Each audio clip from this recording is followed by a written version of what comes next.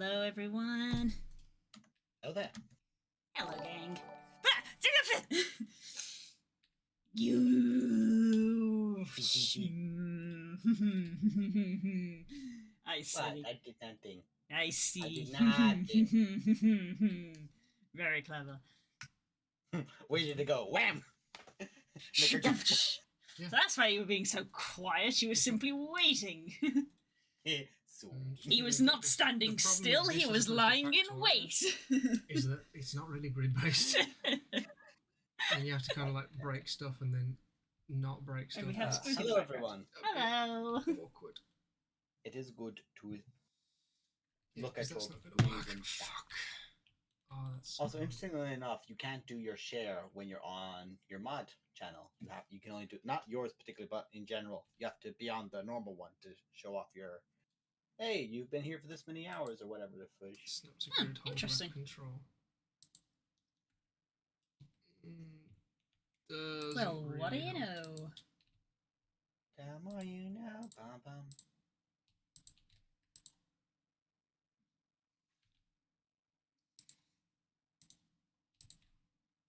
Oh yeah, socials. I should do that.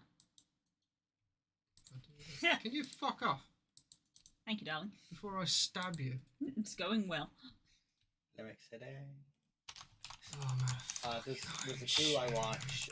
They've just started setting up their own office for their stuff, and they've recently been playing the Friday the 13th game. Which the start of it is always the same, where someone gets killed and everyone else turns and looks in shock. But the thing about it that's really funny is that there's one person who does like an incredibly exaggerated face, like this, like the jaw goes down, like the whole mouth is a fucking W with its lower jaw kind of thing in a ridiculous pose. So they always shitpost it with, "Oh my god, is that a dead body?" Because the characters always say that. Literally, they'll watch their friend die and then go, "Oh my god, is that a dead body? Oh my god, is that a dead body?" Dead body. Hey, dude, get out the body.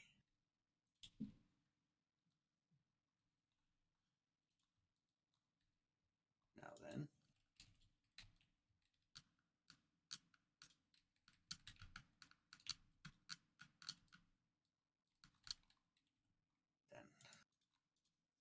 I have two ideas I want to write about. One of them is Tradaine Post Endwalker, and I want to finish it because I've started it before. The other one is Xenos related. Oh, that guy. And that asshole. And we all like having someone to hate, don't we? We always do. Like, let's be real. The supreme joy it comes from having someone to just uniformly hate. I will stab you. Dirty, stinky bastard man. Yes. Like, you have Xenos, you have Crumble Bottom, you of course get characters like everyone likes Mara because she's a good villain. Exactly. Well, this follows on like the conversation that we had last week, where we had a very in-depth conversation about villains, which can basically be surmised in that a lot of us, as a whole, enjoy having people to hate. We like villains because we know they are villainous. We don't like them because they're good people. We know they're not good people. We like a well-written villain because it is compelling to the narrative and gives us something we can look at and try to get for our things. But of course, the other point of what we had as well was, with what we were doing, our to sort this shit out. arming armor with. The thing that's interesting is that we can relate to, oh, this is a personal target, like they're either physically threatening someone or something they're doing. They're also being malicious to our friend. And that's really good in a narrative sense. But what I've realized that some things have done recently with their villains is, and a few things you know this yourself because you've watched She-Ra, is where they'll humanize a villain more and more and more. Same with Avatar: The Last Airbender with Zuko. They did that very early with him to emphasize that, hey, you're not meant to hate this kid for long. He's just desperately trying to do this. They humanize the character more and more and more, and they tend to then swerve into the anti-hero sometimes ally. Yeah, And then, it's making the difference between someone just being coded as villain and someone being coded as an antagonist, because those two things are not always the same. Yeah, it's a classic thing. The season 1 villain is in fact serving a more powerful villain. Like how, even though Shadow Weaver in She-Ra was like the main antagonistic threat, the one who was actively doing stuff in season 1 more than anyone else, and then was later replaced by Catra as that position in She-Ra, Hordak was still the big bad until like the end of season 2. They hadn't really quote unquote humanized Hordak more and more. He was beginning to be, because you were seeing him more, because you were seeing Catra more in Shadow Weaver's position. So you saw the interactions between them. It was very rare to see early on. It was very rare to see scenarios that were based around him. The scenarios in which he appeared were based around Catra, and then it was then later on in later seasons that he then started to get his own standalone things, and then obviously and stuff with Entraptor happened and things like that, and it led to this more humanizing thing. And literally at one point showing Hordak like without his suit of gear and showing how vulnerable he is, literally showing him into the equivalent of naked to the audience.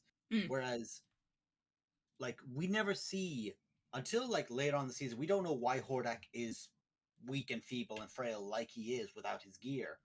And then it sympathizes us more with our Hordak.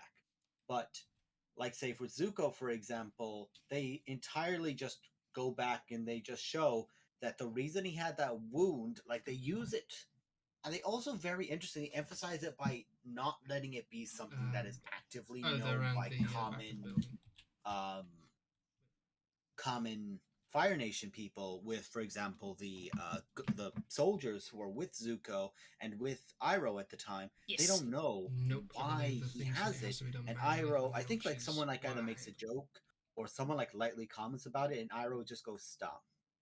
And Iroh then explains, this is still a kid who wanted to try and save men from being murdered in a suicidal mission, but because he spoke out, he was ready to face the general who he questioned in Agni Kai, I think it was. Yes, he was going to face the general, but then when the Agni Kai actually happened, it wasn't the general.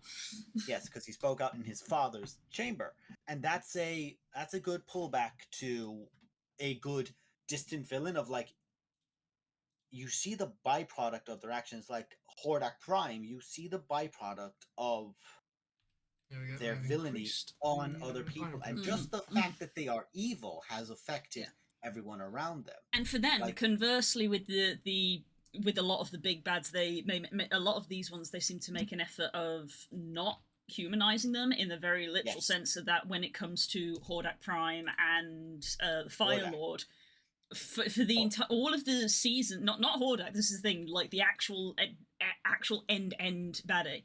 For a lot of them, you don't see their faces like at all, and it's like this literal barrier of like keeping the audience distant from them. So it literally right up until sort of the end season do you actually get this reveal.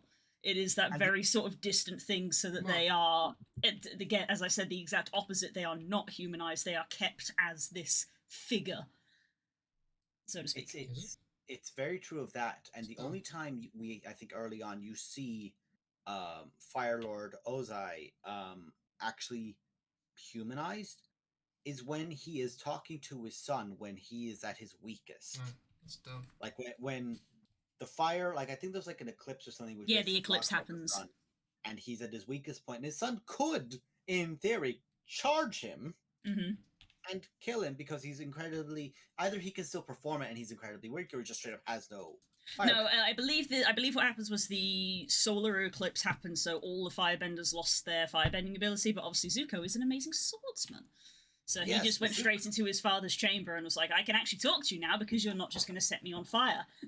Yeah, and very importantly as well, sorry, I just had to stand up for a second. Sorry?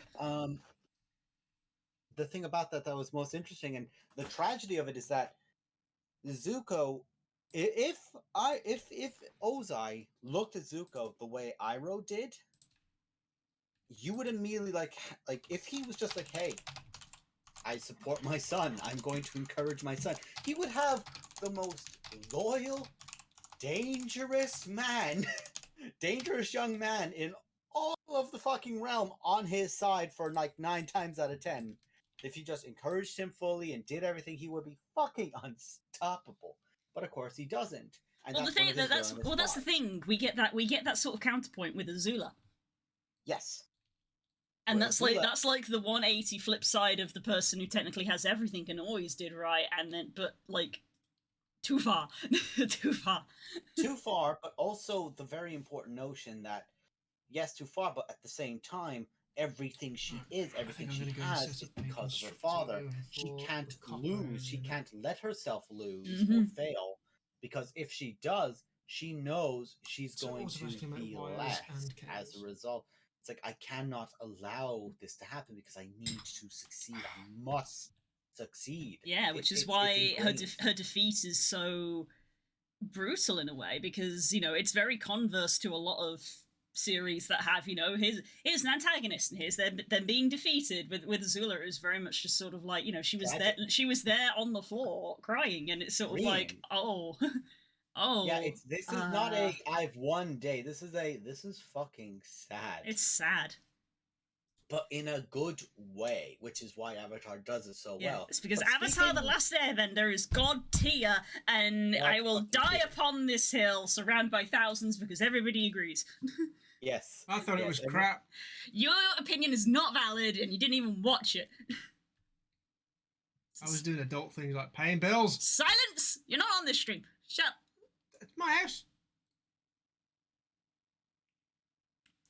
I'm just trying not to encourage a domestic.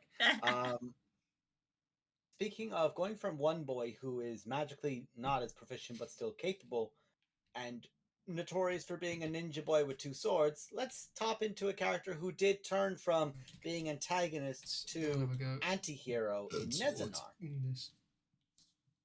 I want to bring my boy in your universe. In my universe, yes. Mine's dead. That's an update that people may not know, but mine is dead. And that only happened a couple of weeks ago. It only took like 3 years, which frankly, in comparison to how long it took us, is a new record, I think. Yeah, you guys, by equivalent, speedran him. No, I did a pacifist route. It takes longer. Well, I mean, you did quote unquote kill him, but my Nezanar looks at yours and goes, "Wait, that stopped you? Pathetic." Get back up. Get up. You've got shit to do. But it's that way of. I always feel like I wasn't sure with Nezanar if I did the right thing by making Nezanar kind of go that way, where after their fight with you guys in Neverwinter, Gregor and Nezanar were kind of like cut loose for having failed again. Mm-hmm. And well, Gregor didn't really fail the first time, but Gregor was just a byproduct of this. So technically, Gregor was exceedingly successful. He did technically achieve a goal. We just put a plaster on it. It was like, it's not better. It's fixed. Put the head back on the right way. Mm-hmm. Like, don't worry, guys, we fixed it. Wait. There we go. Head's on the right way. Yeah, he just goes up to the boss and goes, technically, I did kill him, so I didn't fail. You didn't say he had to stay dead. Their goal was to get people, children, literally thrown into Neverwinter Bay for Salrectal. So that was where the difference was there. It was like, they were trying to do cultic sacrifices and they failed. And that was like Nezanar's point where I was like, he's sick of this. This is a failure for him again. And the dragon was like, you know, a agent, servant, equal, technically, and was like, no, I'm just gonna fucking kill both of you because you're both useless. And Gregor just went, I bet. Just fun fact, if anyone wants to ever look at Nezanar's newest armor, it is Black Dragon Scales. Shit. Where'd you get those? Gregor doesn't need them. I would like to put Gregor in armor, but he keeps breaking it when he shifts. Yeah, I think that's the fair trade-off for like a lot of werewolf characters in like any media. Basically, it's just like, you don't get equipment because your body is constantly changing. Yeah, that's fair.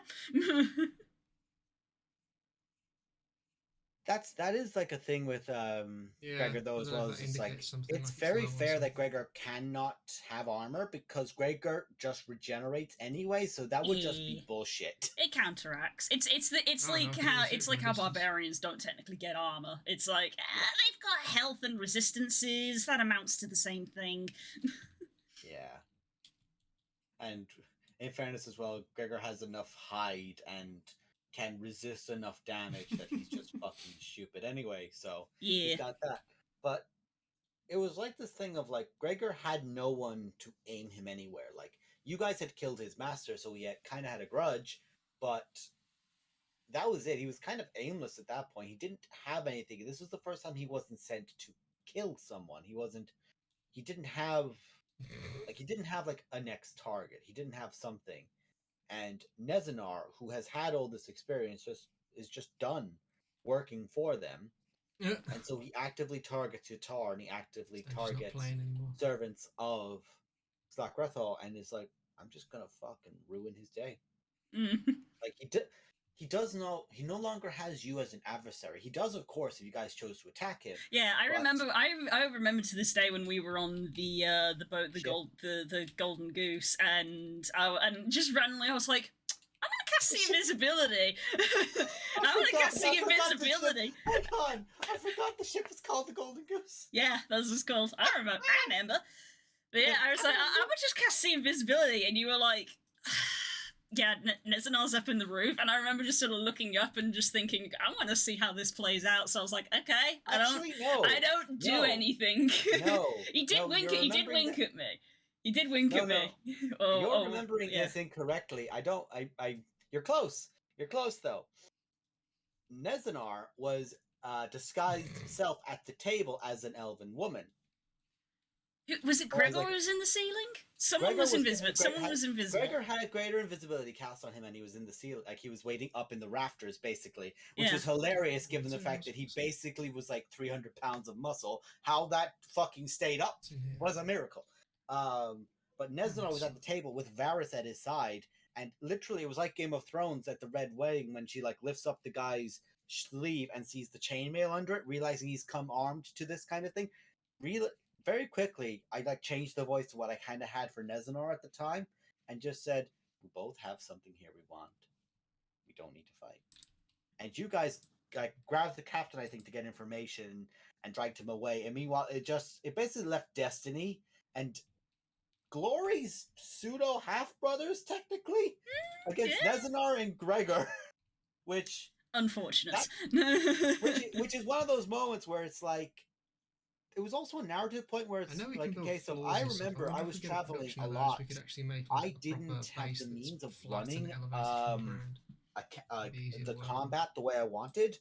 So rather than letting you guys, like, I had the sheets and everything, but makes cables.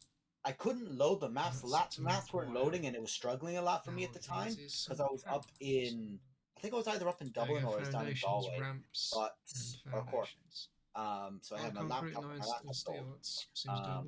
How the fuck girls does it is beyond me. What I want to know, Stanjik, is I understand the foundation. You guys basically kind of like dragged away. You guys got away with the captain, interrogated him kind of, and teleported out then. And I think it was you that sent a message to Nezanar, you or Varys, because I think either you or Varys or Roman had it, and sent a message to him, and Nezanar just like replied back. Is he dead? I'm holding his head. I think he is. And you guys don't see them again until the final battle when Nezanar rushes in. Basically teleported down. And fun fact, he fucked up his teleport a little bit. Kind of got pseudo stuck in a wall and took damage getting forced out of it. Yep. Because he was just spitballing down. But Gregor was then fighting up against Countess Sansori and her army of Tians. That's a rough fight. that was just straight up like, these guys have like, solid enchanted like mithril kind of spears. He's in trouble. I built Tian to be strong. That's an unfortunate matchup when you're fighting multiples of him. Yeah. See, well, that's the thing. There's simulacrum, so I always hold that a simulacrum is never as powerful as the original because it doesn't have like all of the main points. That's I why can bring them closer spellcasters of them for are the great. storage closer. But when you break the rule of This simulacrums and container actually here make will have multiples of bits of them, everything. suddenly you have a small army. You can fabricate an army with it, which Sansori did, and it was actually like one of my favorite points of making and writing of her is that she had made an army of simulacrums from it. Yeah. I found that to be fascinating. Yeah, it was a great point. And then it's like, okay, well, here's the two mad scientists. You know, you have Zero's mentor, and you have Gustav Burke, and you have Sansuri, who are the flesh crafters and the mad scientists of this setting. Their magnum opus is just jump at each other. And Sansori flees because Gregor is ignoring everything, stabbing him, and just mauling her.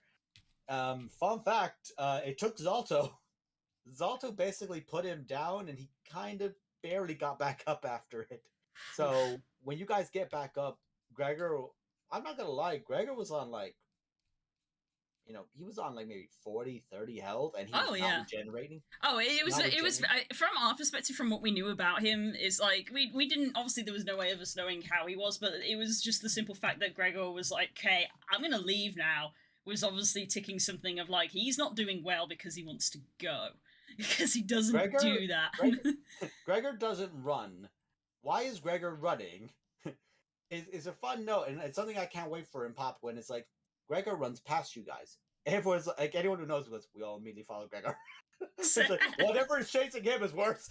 Go! Yeah. Anytime Gregor was like helping the pop crew with something, I was always just sort of sitting there inside my head just sort of thinking, and you guys wanted to kill him. But I wanted to keep him alive, and now we've got a big puppy babysitter. It is great for that because he, especially very, very early on, he let me throw Gith at you guys without feeling like I was killing you. Because you guys were baby levels, of course. I think you were level 2 when you first fought Gith. But Gregor had like broken the cages and like let you guys out, essentially. And he's of course a giant fucking werewolf, and Gith has silver swords. They're gonna go for him. He's an obvious target. And they fucking hurt him on that first encounter. But he's also kind of holding back, like I did with Harshnag, and that the way that Harshnag was never meant to take the thunder from you guys. He was more or less just to absorb damage, kind of, and look fucking cool doing it. He's a werewolf-shaped sponge. Yeah, basically. But that's something that I do enjoy, and it's a thing that, like, the higher level you guys are going, of course, Gregor isn't scaling up, so eventually you guys are going to supersede what he can do. And yes, he's still going to be he's still a gargantuan health pool. He is still regenerating. He is still really tough. But eventually, the stuff that he does, which is great versus a lot of really small things, like Zero's vermin legitimately never stand a chance against Gregor. Mm-hmm. Never. Gregor, if he eats things, he can regenerate faster, and it's literally a wall of flesh coming at him. Small bite-sized pieces. The problem is, bite-sized pieces for Gregor are a torso. Exactly. My statement stands. I'm emphasizing it. Is my statement still correct? Yes. Yes. But the thing about Gregor is that Gregor is, like, I've said this to Crows before in like private. Gregor is a really tragic character when you stop and look at him. He got captured by a flesh crafter. He was an Asmar who got captured by a flesh crafter, who was then turned into a mutated werewolf. You make me sad. And turned into a monster and was just used as a killing machine. To the point where now all he is good for is to kill. Like, he has no real function in a society except for murdering something. To the point where he's been injured several times throughout the 19 years, to the point where his brain has not regenerated as much each time. Like, he is getting dimmer. It's one of those things of he's genuinely, like, tragically suffering more and more over time. Mm-hmm. It's a fucked up thing with him. that he is going that way. But then you've got Nezanar in the corner, who's, by the way, guys, if I haven't emphasized this enough already out of character, Nezanar and Gregor are a couple. Yeah. My gay boys. Oh my god, these bitches gay. What the dog doing? Pegging me. Sorry. Jesus Christ, I just said that. Yeah, he's thanks. Da da da da da da. Hammer, meat, Anyway. nail.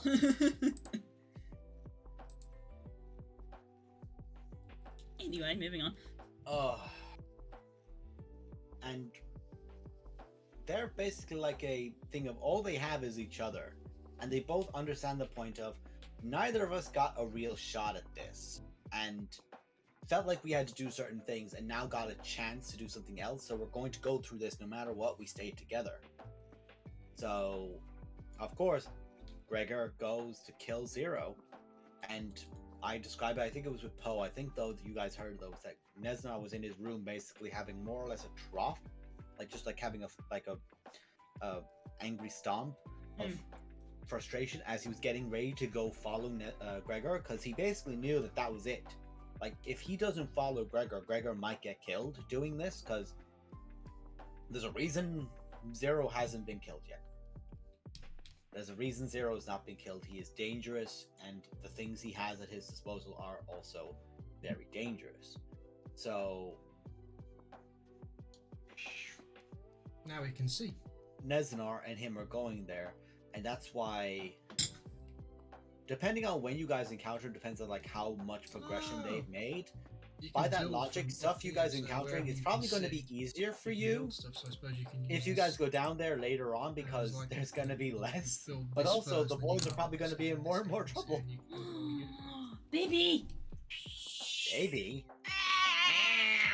Here she is, everyone! She's come to say hello! Hello! Look at the baby. Look at the baby. Looking over She looks at like she just Dad. woke up. You're looking over at Dad.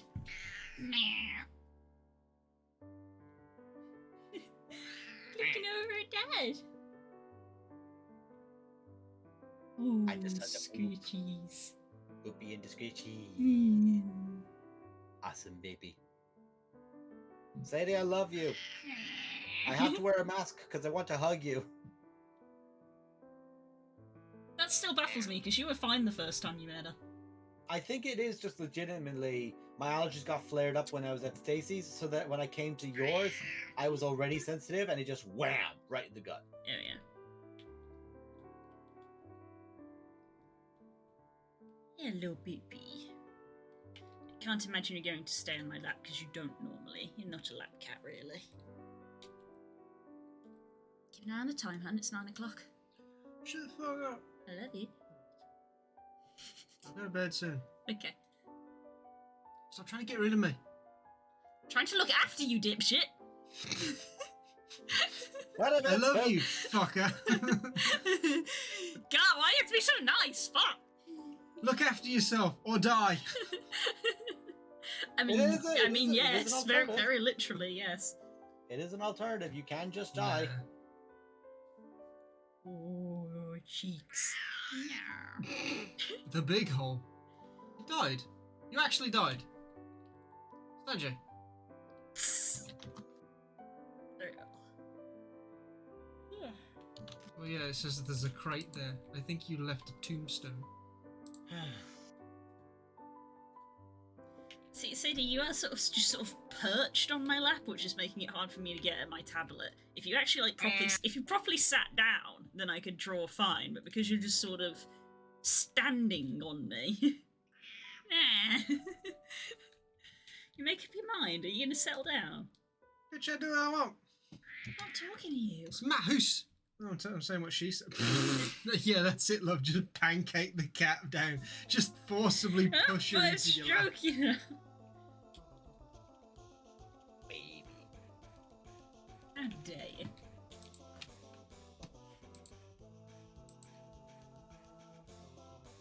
Let's see. I have to read back through this again to see where I was. I'll chase them away from the base and do the honourable thing and die alone. That's fucking teamwork!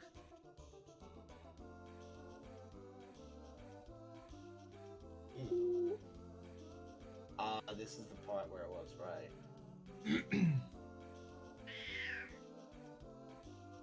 We interrupt this broadcast to bring you a Sadie.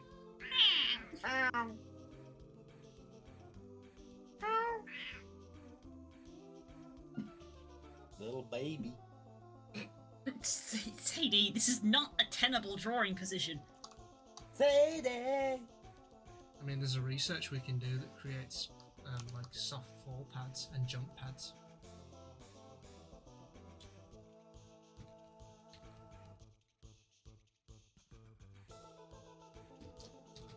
Okay, bye.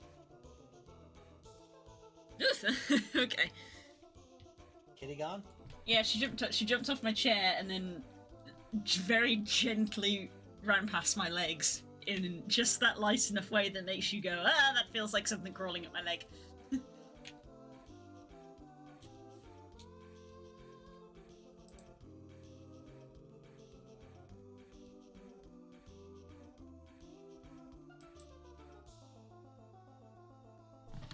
Okay. Well, no, because you can look down and build it from above.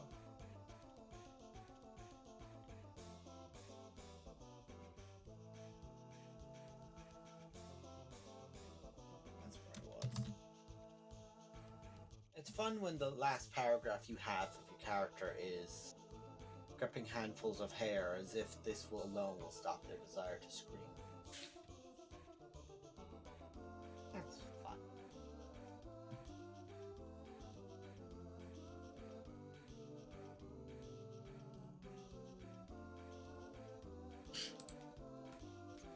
You shouldn't have died. Sadie's got some hair up my nose now. Yourself to die. Wow.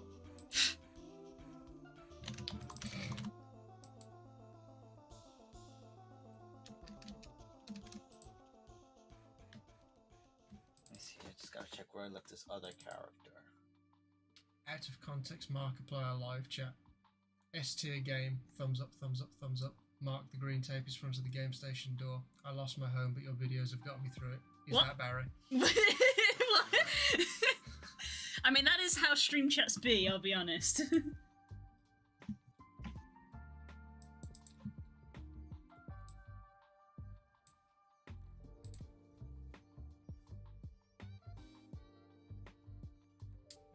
Sending prayers and wishes.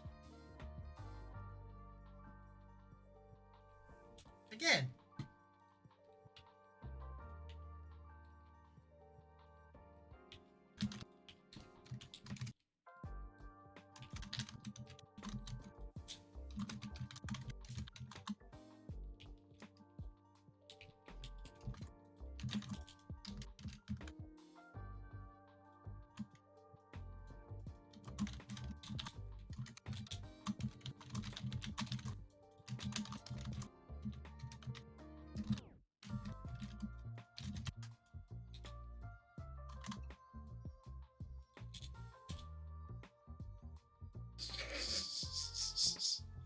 What are you dealing with? Going back to what I was saying. Oh, nice. With with Neznar, I always felt like, did I leave too much away from what the players could see for his turn to anti-heroism? Eventually, like, to that point of not really being with your characters, but then siding with your characters in the end of, was that like a deserved thing?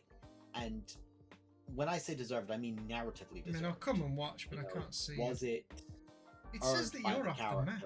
It says that you're on the ground. At that point, narratively, when they had, when in truth, Neznar had done a lot to you guys, a lot of damage.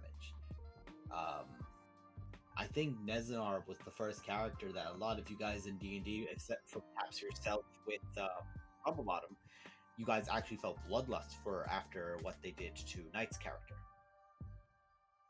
When Neznar took the shot and knocked Knight's character, the Bard, down in Crackmont Castle.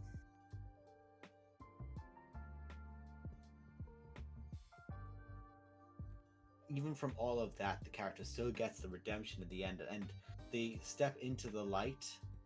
That's gonna stick with me as like a good thing for a very long time. But that poor stupid fucking drow, it's like, step into the light. No, Okay. good, I'll step. Yes, I know. I'm aware it's a very tasteless thing to say to a drow, but the symbolism was there. Oh no, the symbol was there. I more mean like okay, I'll step into. Oh fuck the light, my eyes. Why'd I do that? Please read / listen to The Legend of Drizzt. It's a very good book series. Please tell me he gets blinded by the sun multiple times. Yes, he's a drow. Of course he does. Fantastic. Okay, if you press space, it just does craft automatically. You don't have to hold it. Yeah, that's very handy.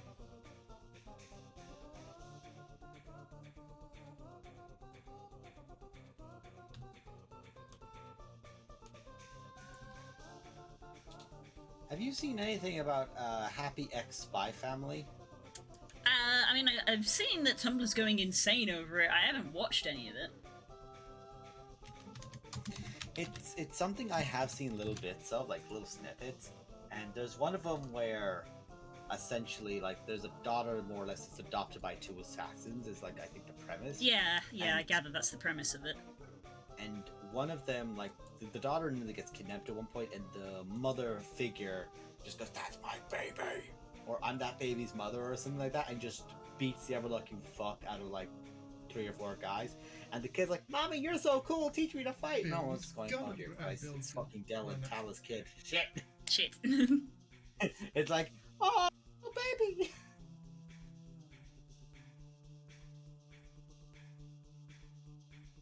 I mean,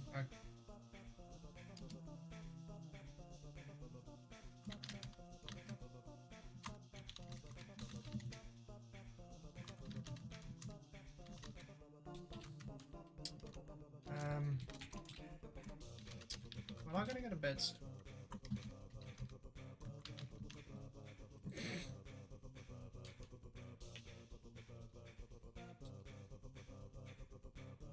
It's not that I'm not cheery, it's that I have to go to bed.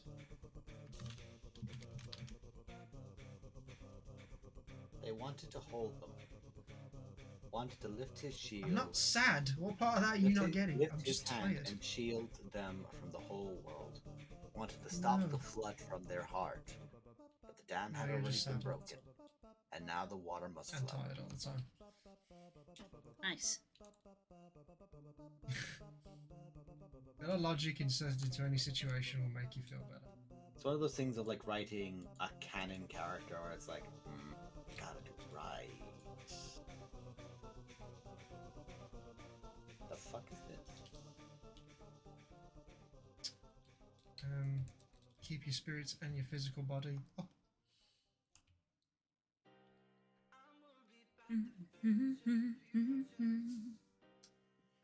Avoid mirrors and water. You will drown. Oh, feature that's on right now. I don't know. It's not exactly how buoyancy works. Is it? I was gonna say, who's the baby that's getting drawn? Would you believe I had Sarah brain rot today? Ah! I'm gonna go to sleep at some That's, point. Little my baby. brain was very occupied with her, and with Hadrian, because the two come in pairs. Still a bear to avoid. Hello. Would you like a good berry? I mean, if I Yeah, die, I definitely always have liked more money Hadrian. 'cause I have life I insurance. feel like I could have done better with Hadrian. I definitely wouldn't do a I believe it was Bomb of the Summer Court.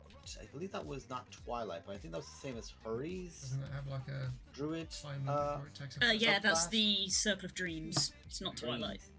I definitely would change from that with Hadrian if I were to do another. Just like, I checking. might go Moon because of course I Again, turned a into bit of beast logic monster. applied into Yeah, the it's situation makes it unfortunate better. that you had an idea for a character that you wanted to play, and the circumstances of the campaign made you change, which was unfortunate. Yeah. There's a bird here. Bird! I mean, I could have Bird! just stayed. Bird. His name is Iron Ore. Pick him up. Iron Ore. His name is Iron. What the hell was that? God, I wish the stream had seen that. That was hilarious. Stanji killed it. Banned. No, wait. Also no, full. he didn't kill it. It's just glitched the fuck out because this is early access still. That's its mid-run animation. Oh, it's frozen. Okay. It's... Anyway. Oh, Yes. he's gone again. Yeah, it's glitching out. Got distracted by birds. Understand Throw it up. for you. Brr, brr, brr.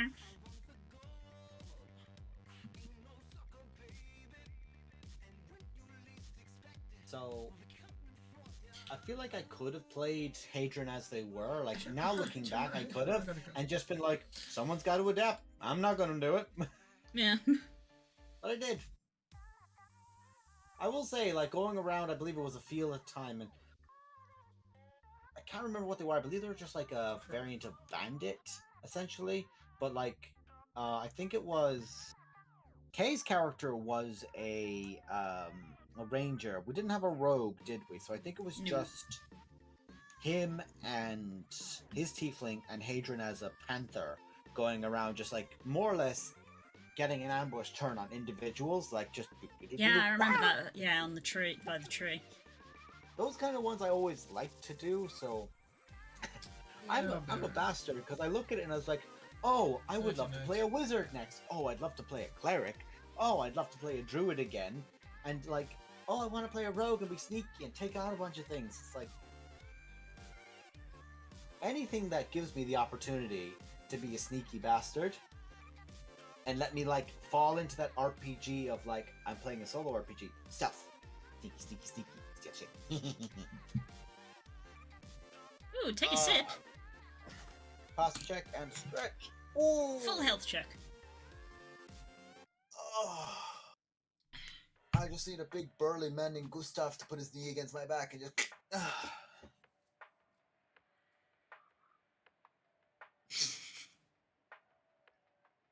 I feel like we need to make like a Jesse face, but just make it spook. Like a Jesse face emote. You want a version of that emote but a spook's face? Yeah. Yeah, just like that. There we go. We could get the brow in. Stunk. Gonna put another one on to record. It would also be great because we could put it up in Jesse's stream chats in the future, and then get the banter of Jesse. That going, would be "Oh, so look, funny this if we motherfucker made again." a spook emote and somebody used it in Jesse's chat and Jesse fucking recognized him. That would be so funny. That fucking went through. I know that guy. I keep trying to steal his girlfriend. Unsuccessfully. They'll just be like, they'll like stop whatever he's doing and go, have you proposed to her yet? Because he did that the last one. He was like, It's going true. on about that, and it's like, stop it. It's Stop true. It. It's true. Terrifying.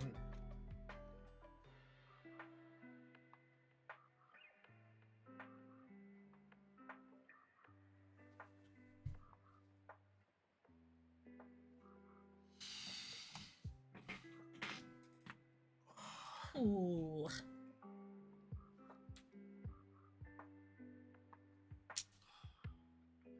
Oh, shit.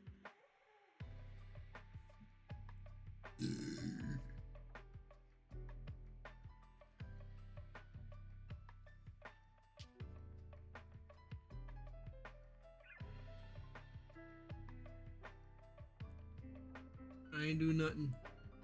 Better not be.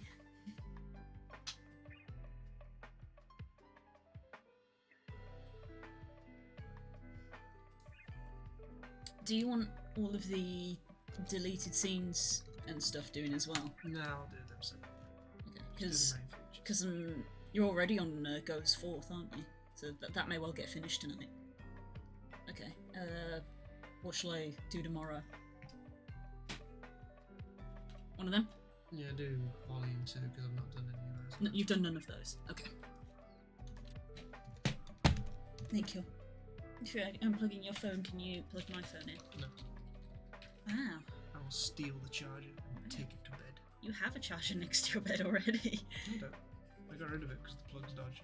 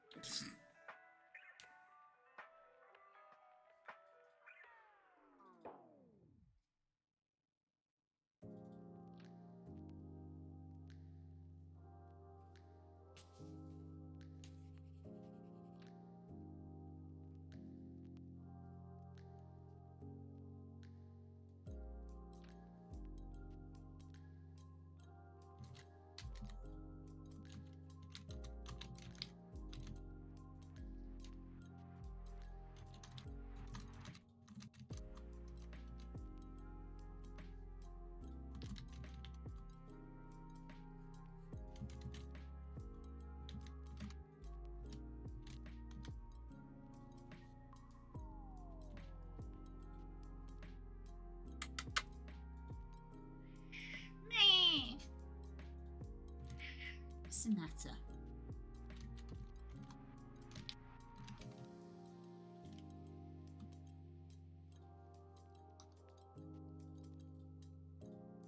If we ever do get to play again, and like we're all good to do it, I think that doing Sarah and Hadrian and just going like, I have no idea that my child is a dragon would probably be better. Fun. But that's if you wanted to play Sarah. I think because we didn't get too far with them, I think they have the potential to be used again. But it is one of those things where we would have to. Then I think it is one of those things we'd have to get the sort of swearing from other players of like, we promise not to metagame this because obviously, unfortunately, Sarah's thing got prematurely revealed. Yeah. That would be a thing that if there weren't, if Sarah didn't get revealed as a full dragon, so that could just slid right in there, that would have been perfect. But yeah, that's the thing. Okay. I was very pleased with how I was doing it and how Nemo was doing it with me, because it was one of those things where like it's like in a lot of series of like once you knew that fact and you sort of go back and look at all these individual things, they all point to it. But on their own, it didn't. They were just like things. It was like, yeah, sure, it's she's kobold and all this and all that. But then once you were given that final bit of fact, all of these other points very much were like, oh right, that makes sense. Oh, 100%. So I was very happy with how it was going, which was why I was a little upset that it got prematurely revealed. Here, look. That's the benefit. It was an that... accident. I know it was an accident. Oh yeah, but like at the same time, that's the benefit of what could happen in the future with using Sarah in another game with Hadrian, is that they can be built a bit better for it too. Yeah. Like there's been so many more subclasses now, but I don't imagine you'd stay as a. That's the thing. At the time, the subclass that I chose, Sunsoul, obviously, while in its description is not what I used it for, the way I'd skinned it, I felt that it was a perfect match. But obviously, there is now an actual Draconic Monk. I've not actually fully read it, so I don't know if it would fit. Drunk. I think it would. There's already a drunk. Because I haven't actually read the abilities they got, but it was one of those things where it's like when I read through the Sunsoul Monk, and I was like, well, it's all radiant, which actually matches to the fact that.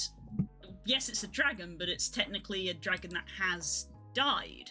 So it's a spirit. So I was like, Sunsoul is actually perfect. I do actually really like Sunsoul for it. Let me see. Character, Monk, Way of the Ascended Dragon. Which is dope when you think about it as a name for it. Oh, it's a very cool name.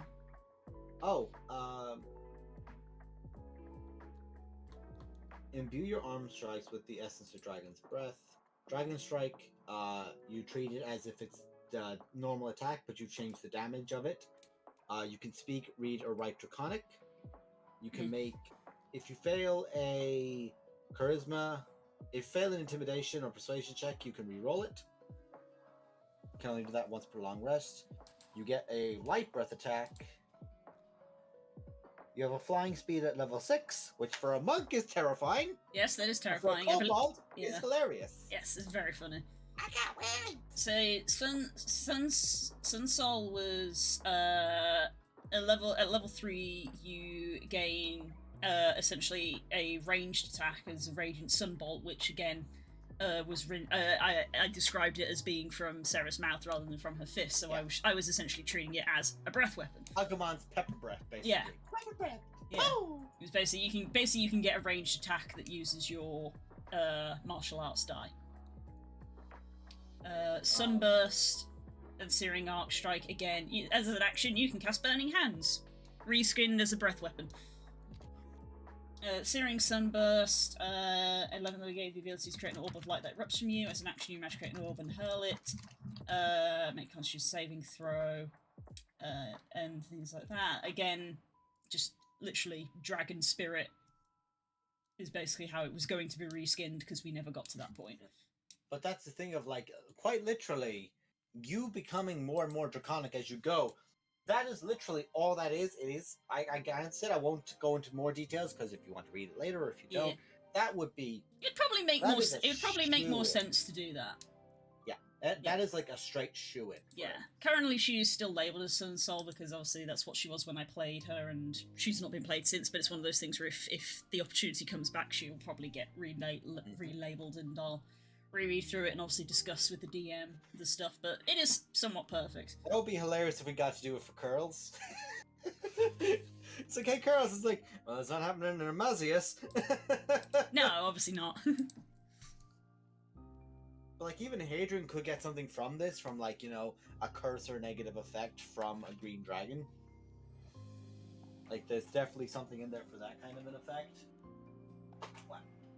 That's Ravnica's, that's Storm King's. Alright, check. Dungeon Master's board. There's handbook. There she is. Hello, Tasha. Come here, darling. Hey, the new book came out yesterday. I feel like that was released with a very little ceremony. Wait, what? It yeah, was? yeah. Randomly on Twitter, it was like, Monsters of the Multiverse is now out. And I'm like, wow, you released that awfully quietly. Where's all the fanfare? And a Monday is a very weird day to release it. Yeah. Surely you'd release it on like a Friday or a weekend so that people can, you know, go to the shops and buy it. I was gonna say this. Excuse me. Excuse me. Yeah, this is pretty much just. Firstly, the cover art of it is gorgeous. It's Mordenkainen with a Kyrian. A Kirin, which you know we've had encounters with a fucking astral dreadnought behind them. Terrifying. Yeah, it is just updating.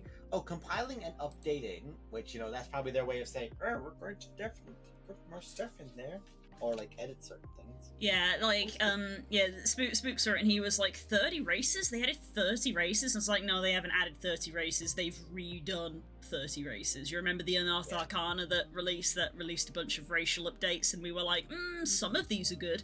They're all in there. Yeah. So it's like new, in quotation marks, content. It's like, you definitely don't need any of this stuff to play because most of it's updates. You can use the stuff that you already have if you like it. But it's one of those things of like, talk to your DM. If you like the changes, you can discuss if you want to use the changes. Yeah, given my phobia, we're gonna avoid the spores. Yeah, no spore stuff, thanks. No spore stuff for me. And no fucking multi-hold stuff as well. Like, that kind of shit makes me freak the fuck out. Yeah, no. So we're gonna put that in the box. I think just straight up going a pure, like... Because that's the thing, I do like playing my druids as like a kind of tank. I realized that with Hadrian, like I enjoyed it where Hadrian could turn into a big old bear. That's the thing, is that obviously when it comes to, like, role swappings, I think Druid is still just the best, like, multi-purpose class of like, hey, do you want to tank? You can tank. Hey, you want to do damage? You can do damage. You want to do a little bit of healing on the side? You can heal. They're pretty much the only class that is so resolutely just, you can roll change on the fly if you need to. Yeah. The thing about it as well is that, the way you are so strong like that is, like, say, you can be the best healer in the game as a cleric, but you will not be the best damage dealer of a cleric. You can be the best damage dealer of a cleric, but you will not be the strongest healer. You can be a really good tank as a cleric, but everyone's going to panic if the cleric is in combat like that. Because of the wild shape, because the access to full like lists of spells. Actually, I will go back to Tasha. Yeah. Because what I didn't mention. Because when I played my B-shaped druid, which was literally like I warned the group of like, I'm playing a druid. I'm not a spellcaster. I'm not a healer. This is a melee druid. And, you know, I'm going to spend all of my time in B shape, and all of my spell slots are being used to keep me in B shape. And man, it got pretty dirty at some points. Because, and as I would say, I would just be like, right, I'm going to dip into my second health pool now, B shape. Yeah, and the thing is that you can do it multiple times a day. You have multiple things of it. A high level druid as like an earth elemental is really fucking tough. Yeah. Really, really tough for like nearly anything that's hitting it. Like, yeah, a dragon's breath weapon could probably tank it, but at the same time, that is something that the druid can refresh, or if the druid lost concentration on a spell because of it, so be it. But like, it's still fine. And druids have such power; it's quite literally not even funny. Actually, just looking now because I mean, Kiki's a great example of that because she was a B-shaped druid. You know, when she was made, there were two types of druids you could play. You could either play B shape or you could play the spells. And she picked the B shape, but still had ridiculous spells. Yeah, Kiki still like has, I think, in the same fight the like highest overall, like not like say Percy who like crits and does a 10 kajillion damage, or like Rog who manages to get like a glorious critical strike with a dragon slaying weapon or something. She just like straight up did the most damage to the most number of things with like her wind and elemental spells and that. Like, yeah, the most sort of like AoE damage, like the average druids, over everybody. Yeah, druids are absolutely not like a sorcerer and a wizard and a warlock. They can fuck up one guy amazingly well, but they can also fuck up a group. A druid, yes, can do damage, consistent, really solid damage to one person, but they can just, to whom it may concern, and just because they have literal regional weather effects. There's so many AoEs and so things like that, you know, Whirlwind, Tempest, just, you know, hey, I'm gonna make this entire battlefield difficult terrain because I can. Entangle makes a druid who has any other spellcaster who needs people to stay the fuck still fucking amazing. But like, I looked at this now because I was actually curious. I hadn't looked at this since. But druid spells they got in Tasha's are actually really good. The new spell Summon Beast has been added to them. They have Summon Fae and Elemental in addition. Yeah, they got a bunch of summoning ones because obviously there's the Circle of the Shepherd, which is all about summoning. Yeah. But there weren't too many summoning spells actually in the base game, so they're like, here, have a bunch more. Might sound incredibly stupid, but I'm actually really happy that one of these spells has been added, and that is Enlarge Reduce. It's like, oh no, we're being chased down a 10-foot corridor. If only somebody turned into an earth elemental that had Enlarge Reduce on them. And suddenly no one's getting past you. Hello, guys, think of something soon before I decide to cast Wall of Stone. Revivify actually got added to them. That's awesome. That is God tier. That is God tier. That is now the only thing a cleric had over them gone, in my opinion. Of course, clerics have Divine Intervention, cannot be understated, but that's a class feature compared to spells. Druids didn't have Flesh to Stone? Really? Evidently not. Fire Shield, very useful. That's a really good fourth. That's a good one. Divination and Augury, two really good. Like, they're more of a I'm vibing with nature to get an idea kind of spells. Yeah, anything. That's one of those things where the DM, you know, can reflavor it. Yeah. Conical, Symbol, and Incendiary Cloud. Of course, they have the Wild Companion, which is always useful. And there are like the Spore and see, actually, what are the Wildfire and Star again? Star doesn't seem to get a list of spells in addition, interestingly, but in fairness, they also get a fuck ton of different effects as a result. They get Guiding Bolt and all that crap. Yeah, that's the thing is that with druids, they, even in the base one, it's like they didn't really get specified spell lists. They do. The fact that because obviously you get a spell list, but that's based on what land you pick. I think aside from Wildfire, I think it's Land and Wildfire are the only ones that actually get specified spell lists. 4 land and wildfire. But this is why 5-0 is a fucking nightmare for Nerwin. This is Stacy's druid. They're a little fucking animatronic. They have guidance and guiding bolt, and they can cast guiding bolt whenever. They can use it once without spending a spell slot, and a number of times equal to their proficiency modifier. So, right now she can do 2 guiding bolts for free. That's fucking ridiculous. Yeah.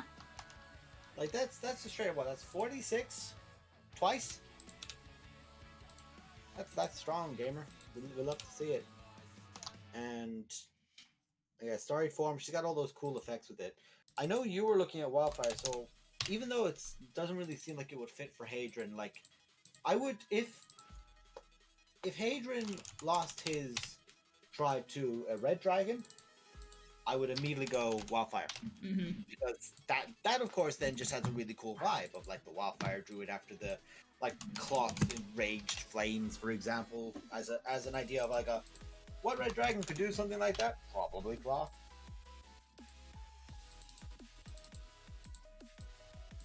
Let's see. We've gotten the retreats from Zakaz.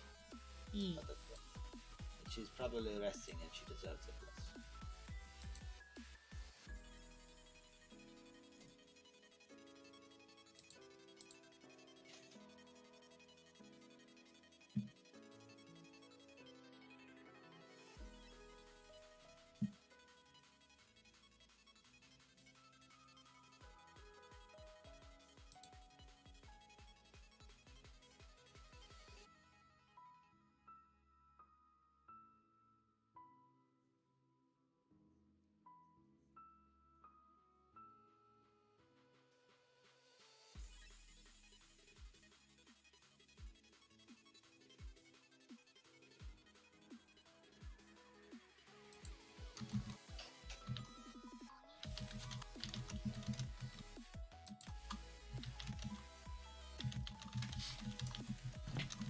Night, love. No, night, sweetie. Please be quiet. Yes.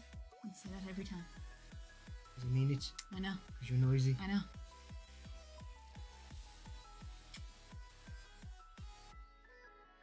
Lad by. Hunter? Yes. Why are our 3 favourites on screen? Yeah.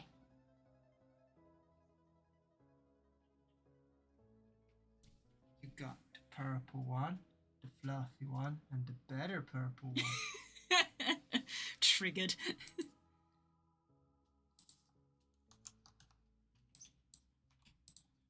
Do higher res. That's interesting. I tabbed over to check something. As I did, someone put up a prompt. You get a call from Wizards today telling you you've been put in charge of 6th edition. It's coming out in 2 years on the 50th anniversary. This is happening. You can't stop it, but you're in charge of it. What changes are you focusing on?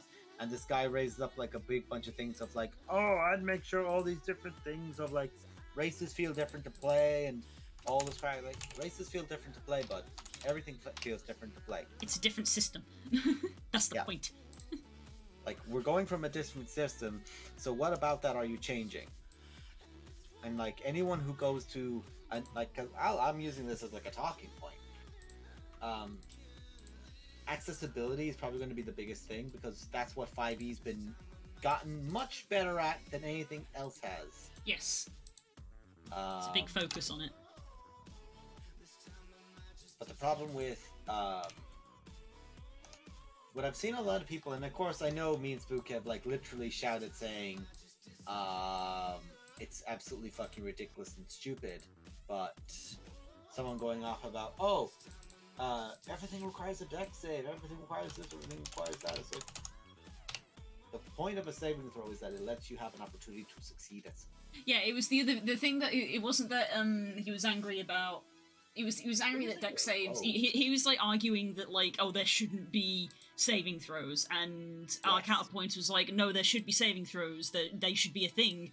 We agree that they shouldn't all be decks. You should have the option to do different things other than decks. Yeah, I like the notion of if you have multiple options, like say for example, oh, I'm a barbarian, I'm really strong. Here, like I'm using this as a a direct example. Let's say you can choose with our new system, you can choose to use a different saving throw, provided you can rationalize it to the dungeon master, and you must make the save, but you make it a disadvantage because it's not what the spell is.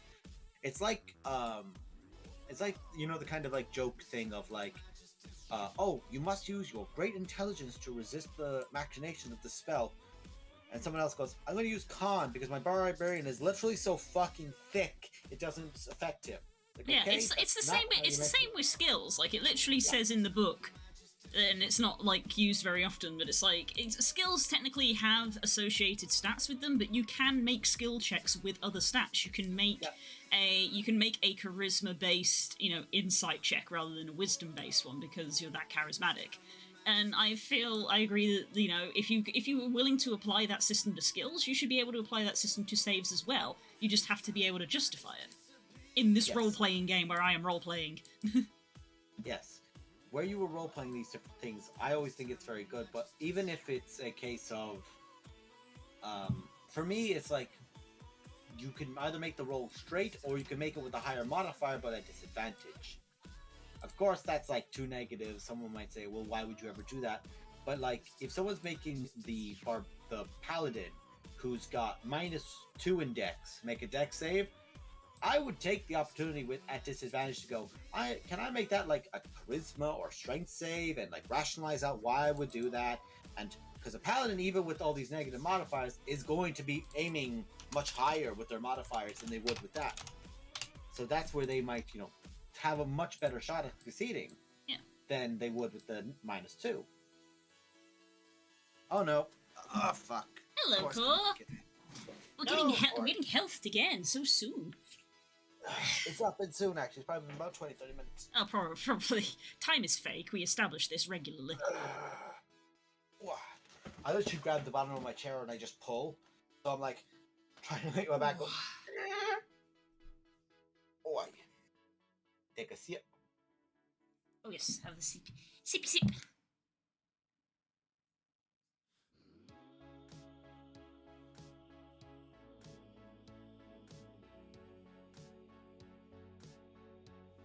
I was like, oh, someone's following this blog that I barely use. That's awesome. I like seeing that.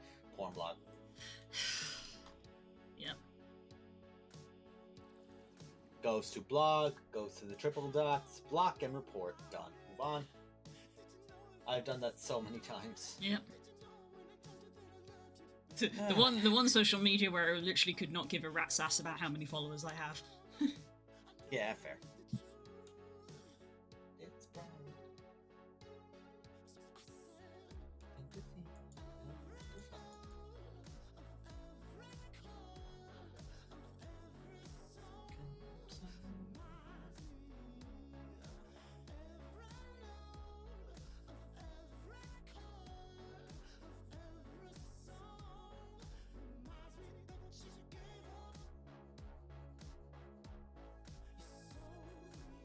I'm just in this very particular way now, and I can just feel my back trying to pop.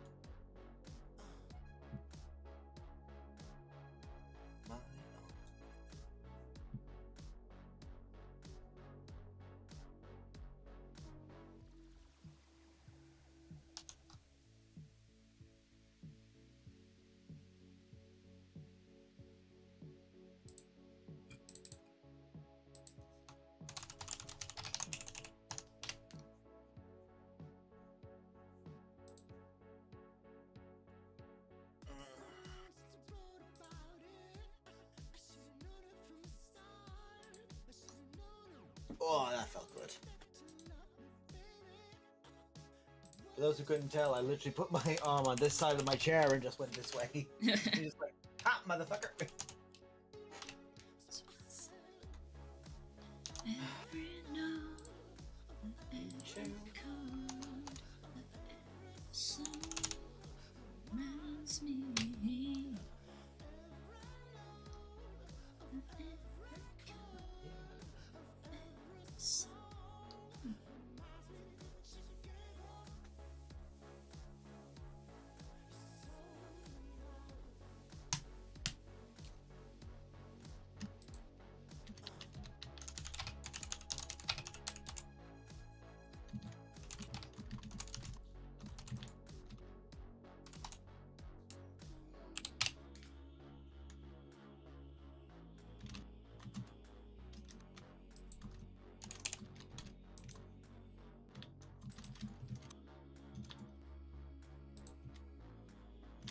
I'm being a dirty little gay, I'm writing two men being very adorable and sentimental to each other because I like that shit.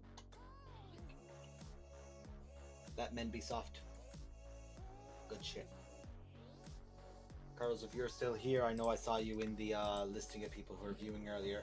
I'm continuing the fic about Jordan becoming a sage, which she knows about and probably going to eye emoji.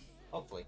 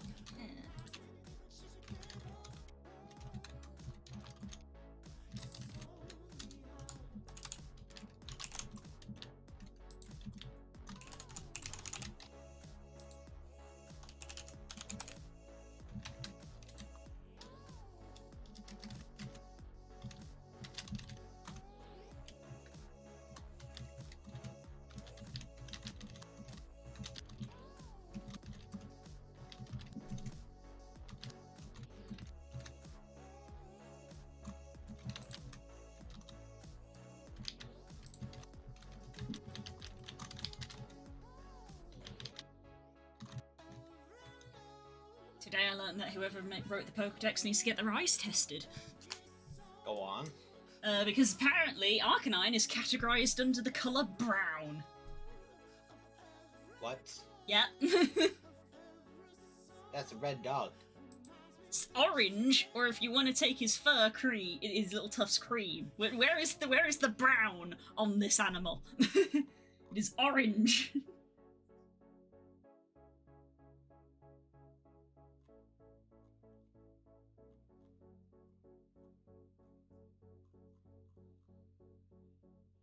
Is orange, like, not one of the colours? Because even then it's like, well, if you're not going to put orange, then put him under red, don't put him under brown. No, there's no option. There's no option for orange. That would explain why, but brown? Brown? Why are you even going to make colour categories if you're not even going to use a basic colour like orange? There's loads of Pokemon that are orange.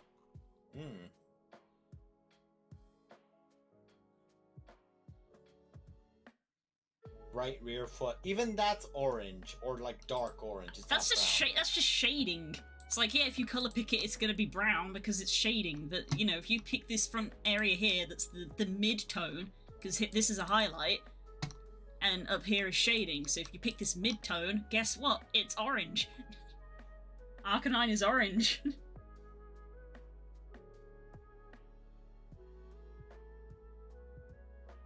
I mean, I would have put, since they don't have an orange category, I would have gone with yellow because of the cream fur. Like, they put Rapidash in the yellow category. Because it's got a yellow body and sort of red-orange fire. Arcanine's basically inverse colours of that. Orange body with cream accents instead of a cream body with orange accents. Pokemon, you weird.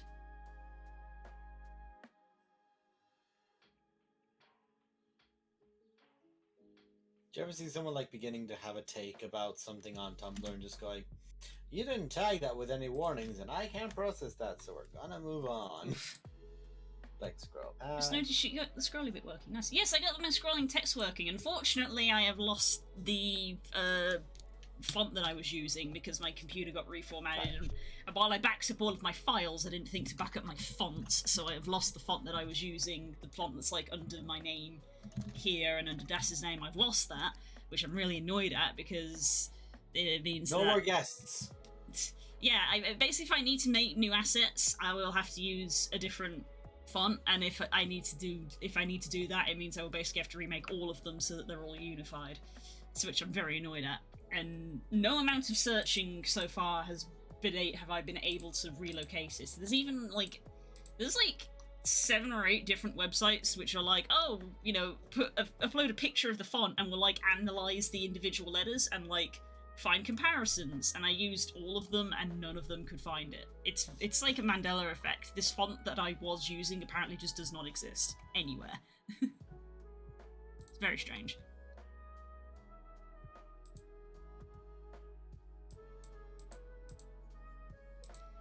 I mean, mean, I'll put it out there that I'm happy for other people who are interested in, like, spending time, but I've already spent several hours looking for this font and have not found it. So we'll have to find something that is of a similar vein to use as a substitute. But I'm annoyed at because I liked that one. That's why I used it. Real quick, I do need to just disappear for like 5 minutes or so, and I'll be back. Fair enough. Feel free. Yeah. Get yourself a drink and a snack or whatever you want to do. Soluble. Yes.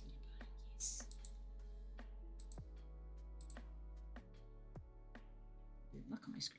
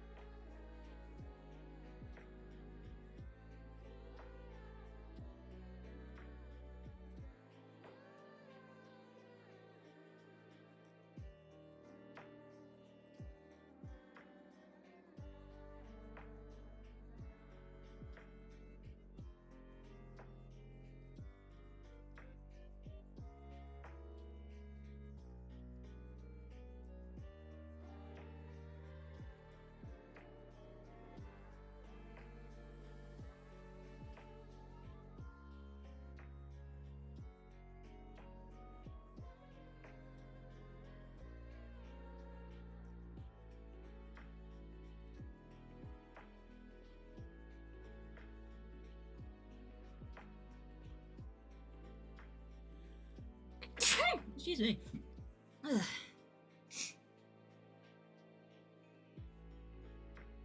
There's an explosive one that came out of nowhere.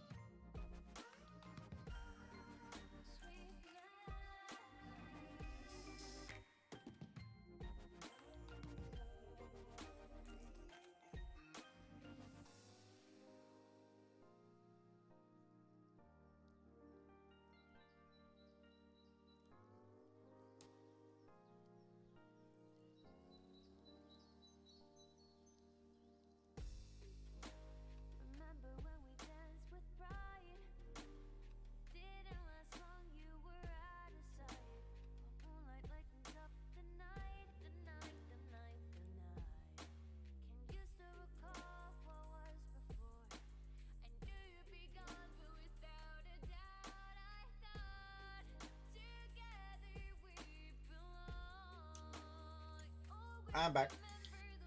Welcome back. Thanking you. So, you're doing a Hunter, a Arcanine, and a Crobat. Yes. Is there a particular reason? No, friend. This is your test. Do you know what the connecting factor is with these three? Well, Arcanine, I know is your favorite. Correct. Hunter, I know is Spook's favorite. Indeed. Is Crobat Stanley's favorite by chance? Bing, bing, bing, bing, bing. There we go. Drawing Death Framed.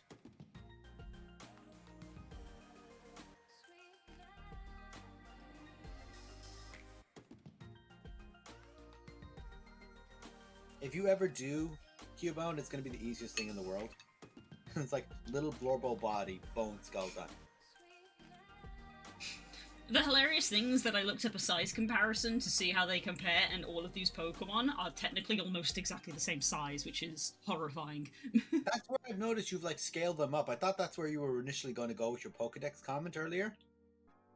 Yeah, this is what I was literally the sort of thing that I've looked at. There's like a comparison website which will literally bring a Pokemon and like compare all of their things. So it's like comparison of stats, comparison of sizes, comparison of Pokedex title, comparison of footprints, and then literally at the bottom is comparison of colour, and it was purple, brown, and that's what made me go, what?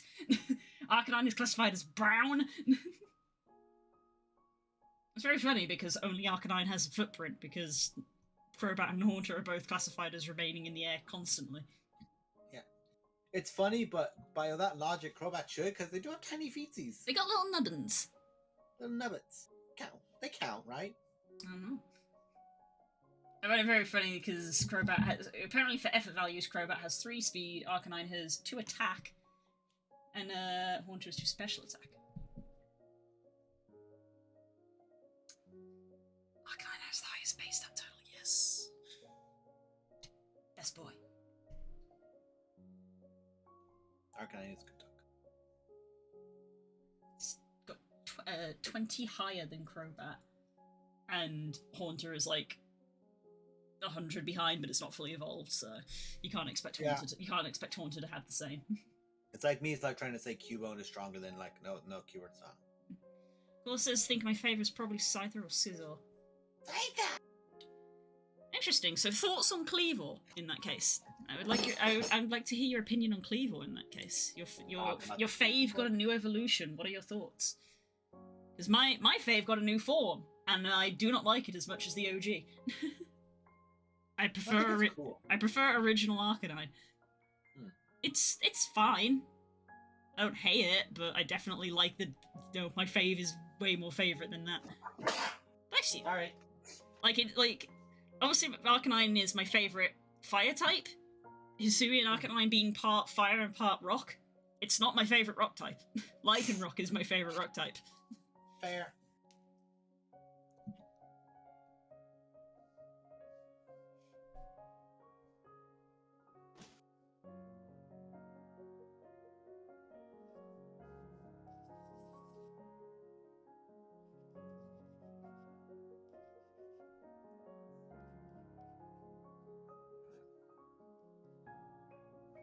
Here's the thing, is like, I can leave this on a cliffhanger, and it kind of works.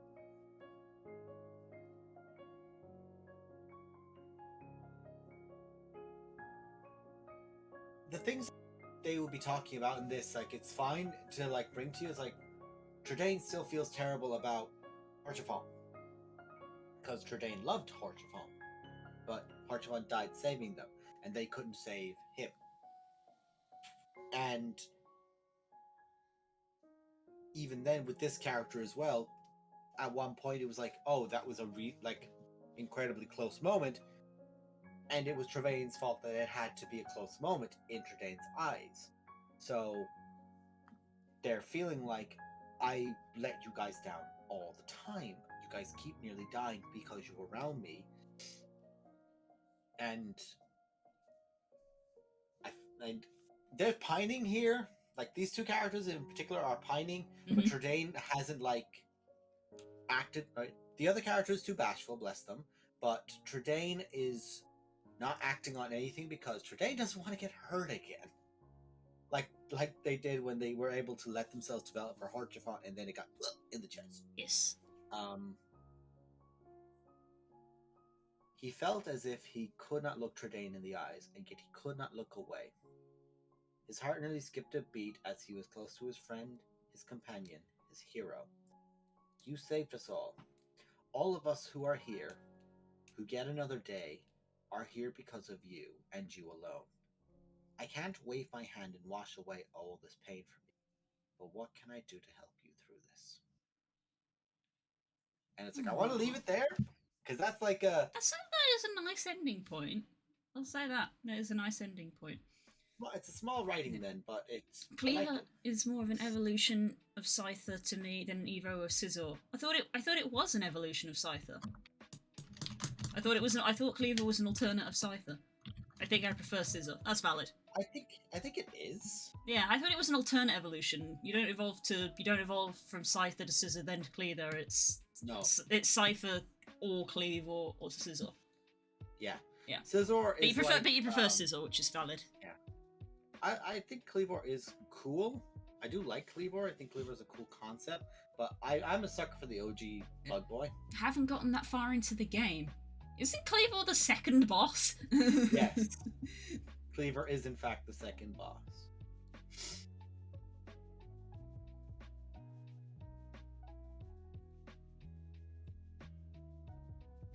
Okay, I'm gonna save this actually. I'm gonna remove that whip from the title. The Knight in Shining Armor. And I'm going to share this link with Curls. Yes. Because I know she asked for it.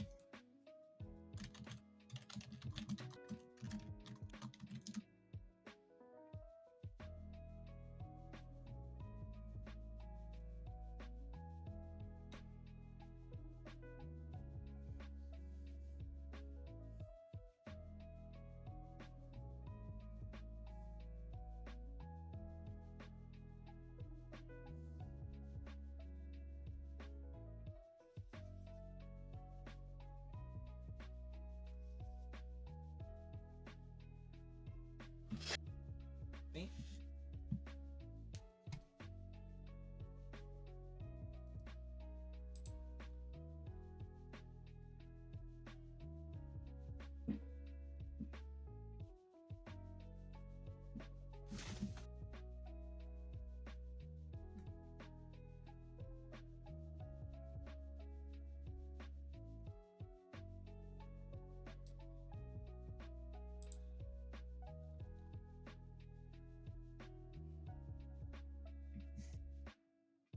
So, someone put up a thing of like, vote for a couple and I'll work my magic, and it's Makote Ellison, Human Blood Elf, Rain and Azala, and then Night Elf and Night Elf. To no one's surprise, Night Elf and Night Elf are winning, but interestingly, Makote and Ellison are second. And I'm like, hey! That is interesting. It beat Human Blood Elf, holy shit.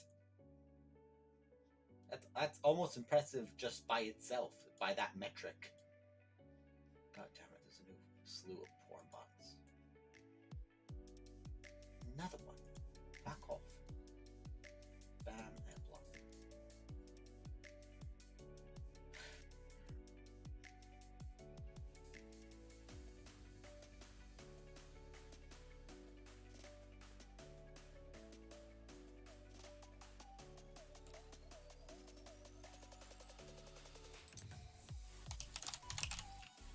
You have to look at Crobat's animations. I think they just like flap. I think they'll flap the front two and then the bottom two. Like one will be out and then one will be in. One will be out or one will be in regards to the pairs. And when they get like injured, I know like in like 3D games when they get injured, they kind of all begin flopping all about. That's how they kind of work.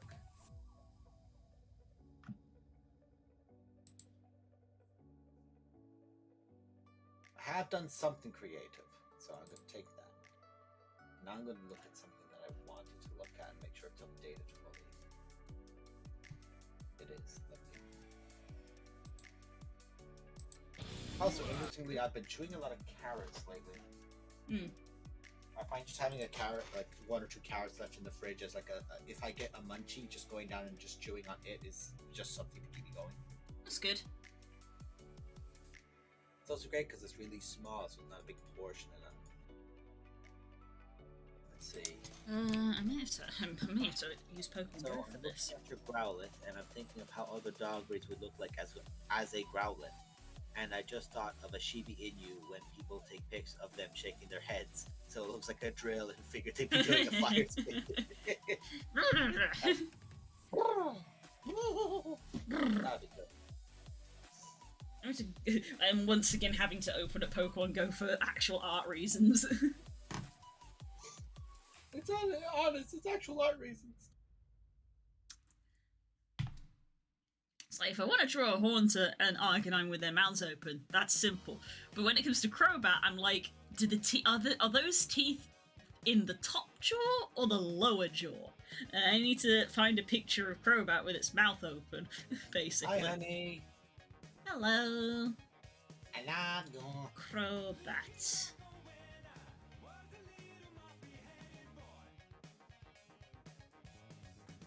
You gonna... God damn it, the animation in Pokemon Go doesn't open its mouth. Can it not open its mouth? Is it one of those Pokemon?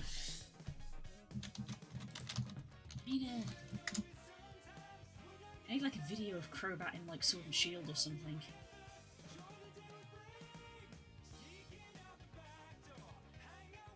I don't think so, no. I think it just has its mouth in that pose constantly, because I'm looking at gifs from the anime. In the anime, it just keeps its mouth as a kind of pose constantly.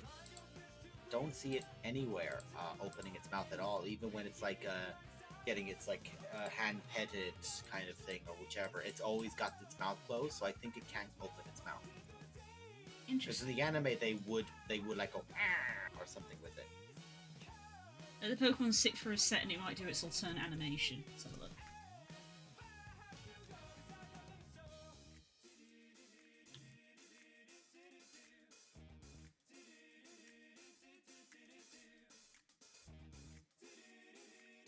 They've finally done something which I really like in. I know you. By the way, I've done an art fix, and now I'm like, okay, the brain has done this. The brain will not do anything else. The brain is now going to go monkey over here. I've moved on to doing some stuff on the Warhammer side. They did a patch recently.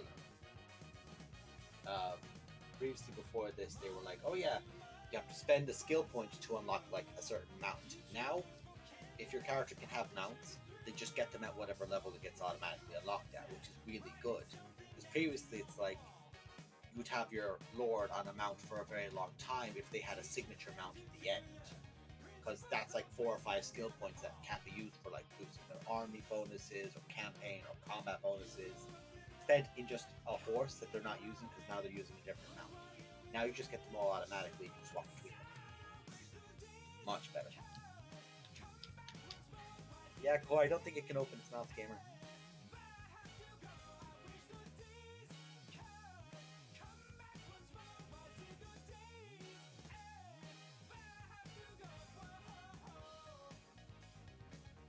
Here's one for you, Blue, to ask a question, just because I was mentioning FF earlier. Of course, there is the typical, like, everyone sees it and, like, just presumes it with the Gods to the Limit Break 3, which is, like, the most powerful form of a Limit Break your character can have, and they all have a unique animation based on the class. As your character as the Warrior of Light, what would Exa's unique Limit Break 3 be? See, this is interesting for me because I'm not at the point in the game where I've ever seen X's actual limit break, so I don't actually know what the Dragoon Limit Break 3 is. It's just basically a dragon slams, like a dragon head manifests and slams into them, more or less, into the enemy. It's one of those ones that sounds pretty spot on. Yeah. Which it does kind of suit X because she's kind of just like headbutting it, more or less, like just like, ah, dushk! In her typical himbo jock ways.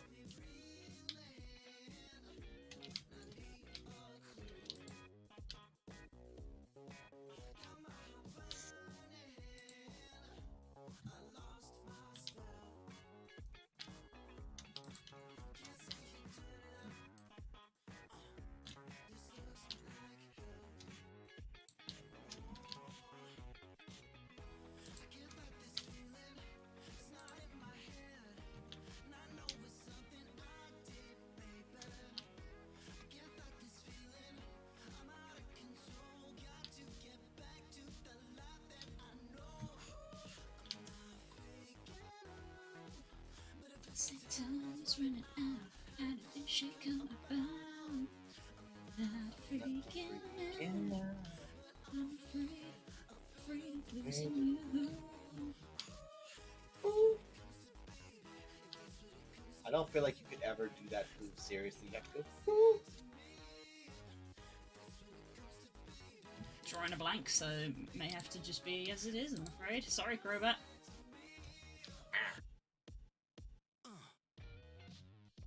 Crobat makes Sadie noises, confirmed.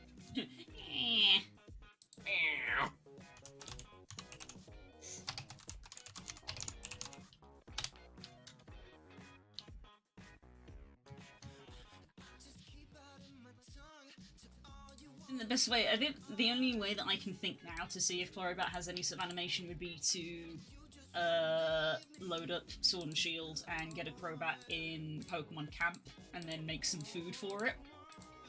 Oh, and then when it does the curry eating animation, it might actually we'll then see if it opens its mouth or not. That obviously involves me opening up my Switch and getting a Crobat, which will take me a while, so it's not going to be established tonight. I'm just gonna. I'm just popping up a thing here because there is someone's doing like PvP against some of the player with a Crobat, so I'm actually gonna look at this one and see what it looks like.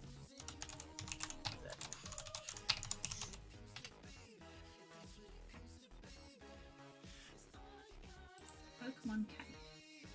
No, I'm legitimately not seeing this Crobat ever open its mouth. And like all different status effects, even its Mega Form doesn't open its mouth. So I don't think Crobat ever legitimately opens its mouth. So I think you're probably Crobat better doesn't off. have a Mega Form. No, not Mega Form, Gigamax. Dynamax, right. Big ass bat form. That one. That's just the same model, so yeah. Yeah. Some of them have different models that They're they're Gigantamax, which is different from Dynamax. Oh, excuse me, right. Like that's where there's like a slight difference there kind of thing with it, so.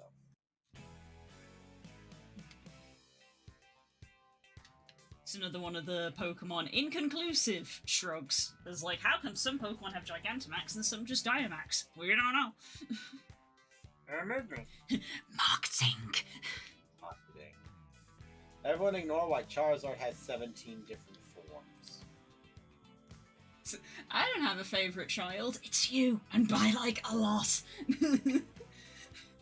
Me a Thane versus me and all my other OCs.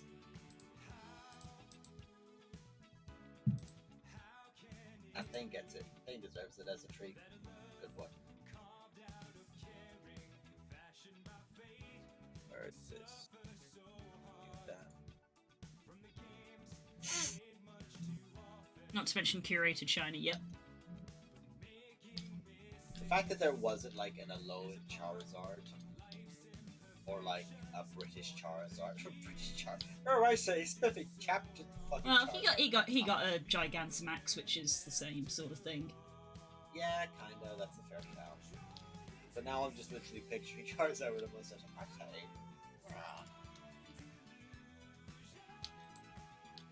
Cheerio.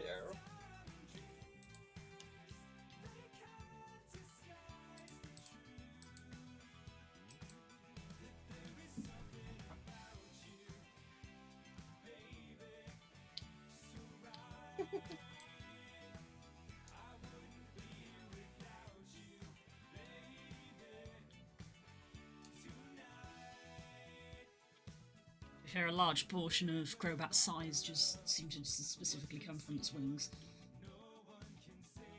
Yeah. It also makes sense in fairness with them. Like, it's meant to be just like the wings and constantly flailing in your face, like that's where the size is, because all that is moving at you constantly. Red Charizard for a Welsh flag. Actually, Stacey, I will retract what I said. I agree with you. Well, yeah, they didn't really need to change him by their own categorization, because in the Pokédex, apparently orange isn't a colour. So Charizard is probably red, unless it's brown. Brownzard. Charizard. You're checking out. I'm checking because I'm angry. Angry It's classified as red, so that's why. Charizard is angry classified about as that. red, so they kept him as he is. That would have been their argument for it. Probably why he got a Gigantamax, but the other two didn't to start with. They were like, "Is Charizard the red Welsh dragon?" Blah blah blah blah blah.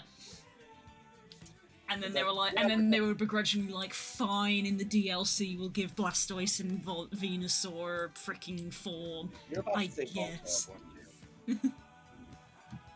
Hey, favorites.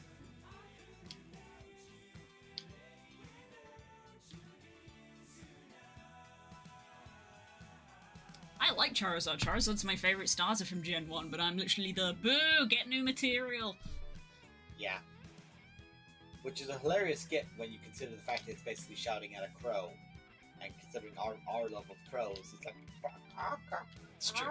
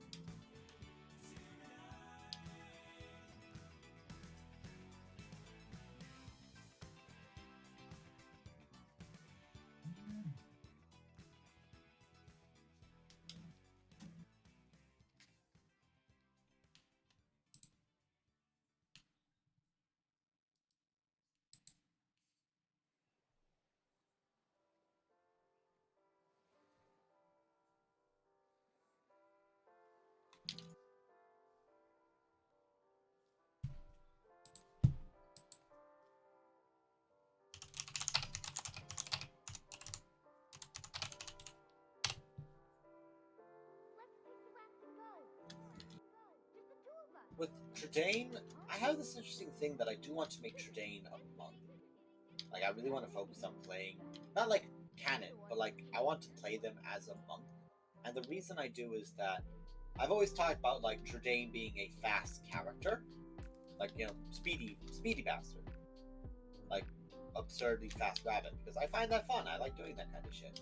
But the idea of Trudane, like, being fast as a monk, I think would be quite cool.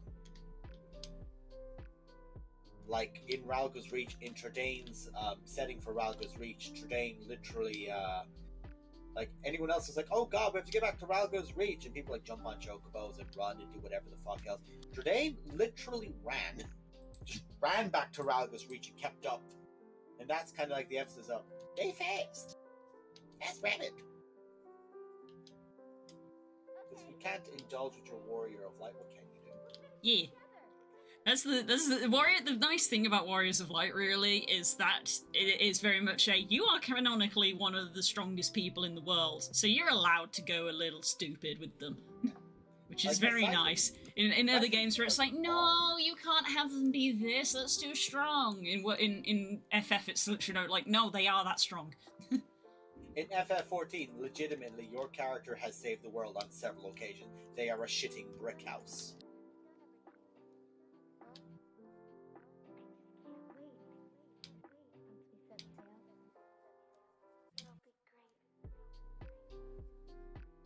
It does let you like have that indulgence, which like most things wouldn't.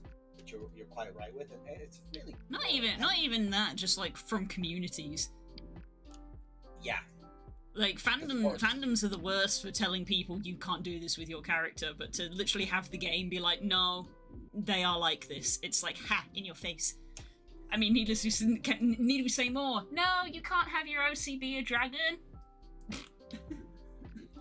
It's off. I lived in that purgatory in WoW for a long time, where the first OC was a dragon, and it's like, you can't be a dragon, and so many people were like told, yeah, you can't be a dragon, you're a Mary Sue, you're a this, you're a that, you're all these terrible things. Yeah. And now it's like, hey guys, Dragons. you're aware, we're sorry, have dragons. It's like, eat it. I want to take these dragons, but I want to tell you to go fuck yourself, Blizzard. And that's the worst part, is that like there are a lot of people who are really passionate about that game that I love as good people. people. The company's a piece of shit. Oh yeah, totally. Like, I like my character and my OC, but I don't like the company. Yeah. I'm more like there's some people working at the company who are good people who just work in a shitty company. And it's part of my head that just like goes, now, I'm not saying that if Yoshiki offered you the chance, you should fucking take it, but I'm just saying. I'm not saying you should jump shit faster than rats, but... But, squeak, squeak, motherfucker.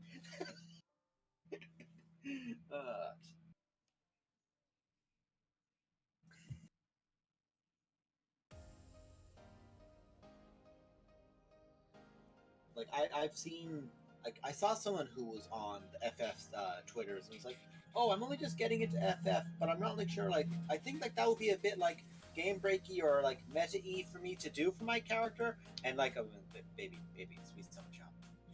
Shh. What do you want to think about for your character? Well, I wanted them to be like this. I'm like, okay, then they're like this. You can just do that? Yeah. But, like, what if someone's mad at you? Let them die mad. Die mad. Die mad and die quickly, because we want to get on with our shit. Perish. Be gone.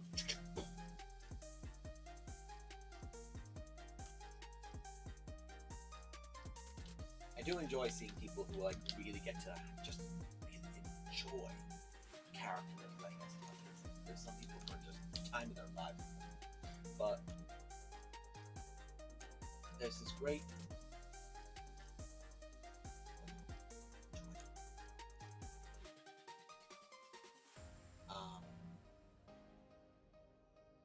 there's this like great idea with it where people are just like drastically encouraging, like, no, whatever you want to do, go for it.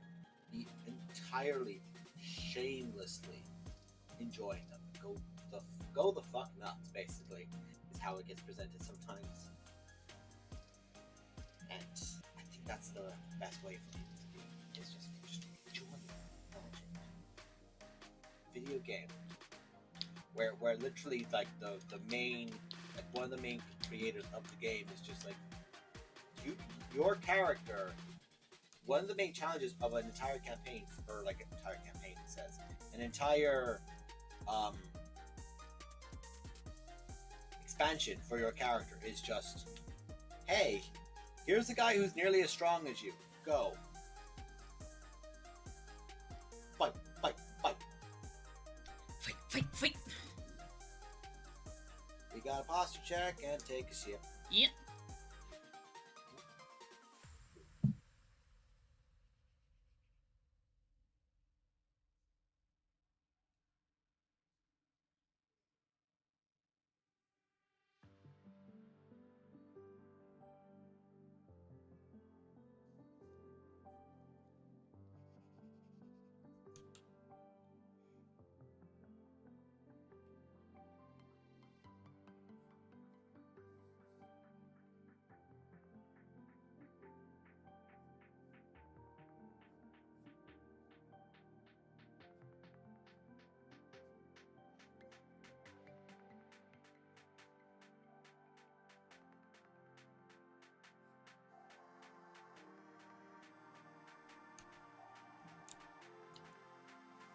So it's just basically pseudo become another example of us both just going, wow, FF, you do it so much better than WoW. Yep. It's like, damn, bitch, we lived like this? Damn, bitch, it really is. It was like that for one point.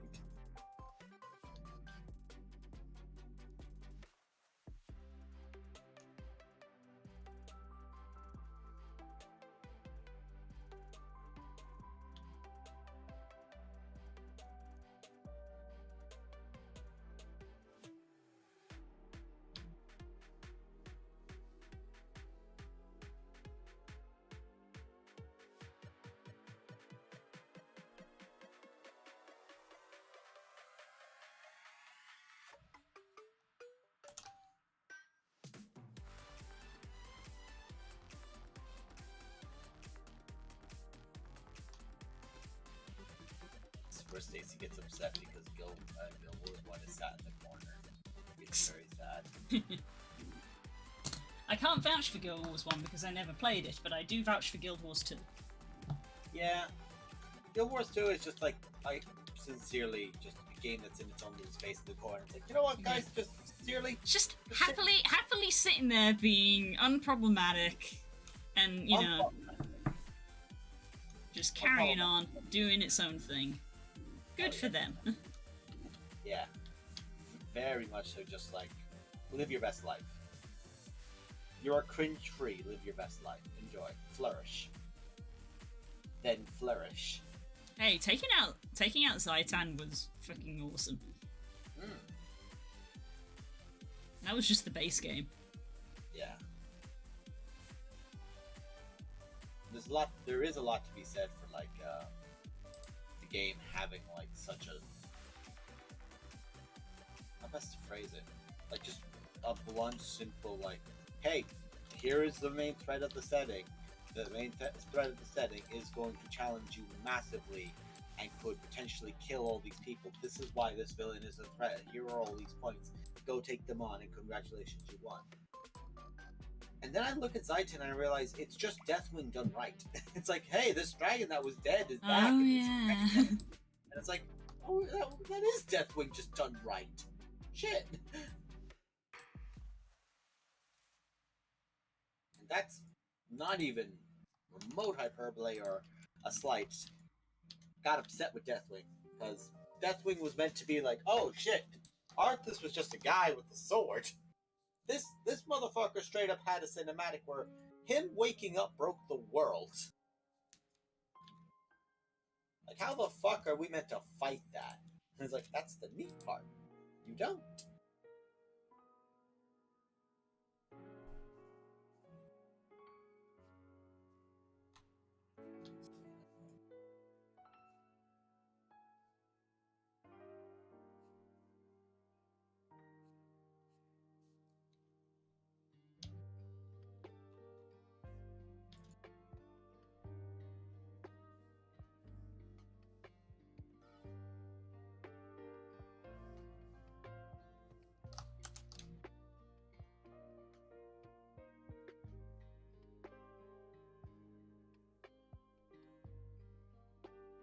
I gotta be honest with you, Core. I say this quite sincerely, and I don't mean to speak for the party in this regard, but FF14 has just grabbed us all. It's just there. I mean, I can raise my hand and say you're not speaking for me because I keep saying multiple times I'm going to go back to Guild Wars. Yeah, there's a reason I'm saying I'm not the thing is that when you boil it down, technically the only reason we started Final Fantasy was because Curls could play it on her PlayStation. We wanted to play Guild Wars, but she couldn't run it.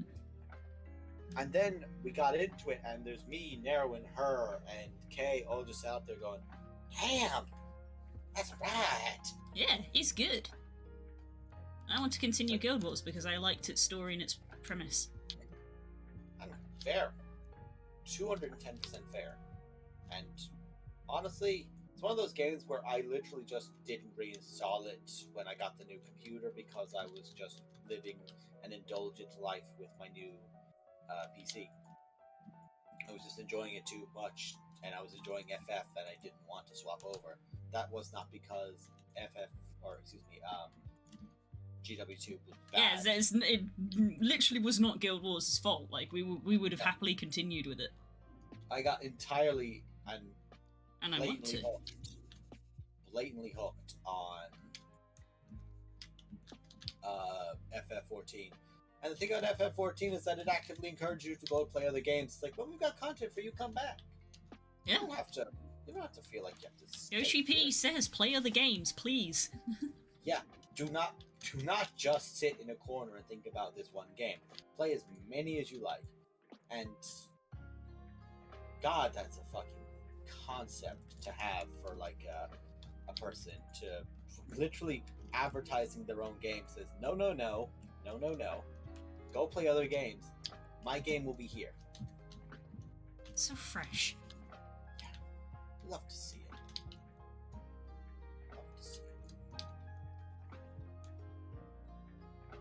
And Core, in fairness, that is a fun notion that like she could legitimately play it again, and like we could all jump straight in and enjoy it with her and have That's the nice thing, because there's no sub. So if people log on one day and go, we want to play Guild Wars, there's literally nothing stopping, because it's free to play. The only thing stopping us is actively re-downloading the game. And that is it, which is, minute in the grand scheme of things.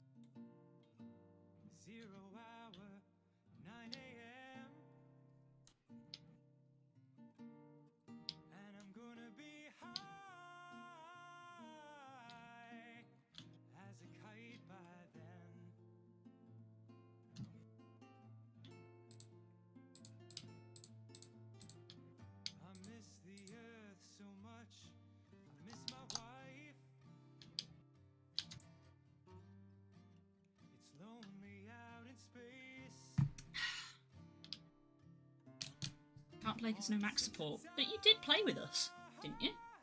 I'm remembering that right. And I'm not blue screening. Yeah. I'm not blue screening, right? You did play with us. Yeah, honey, you did play. I could have sworn you played. You 100% made loyalty and played with us. Yeah.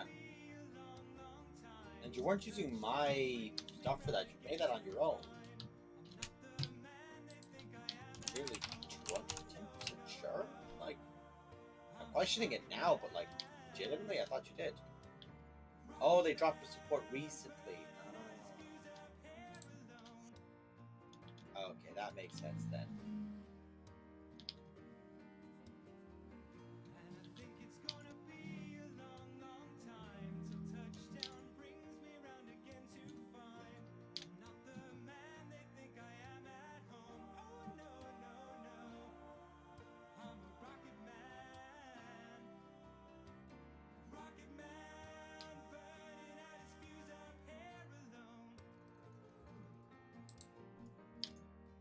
So what you're really saying, honey, is that I need to get you...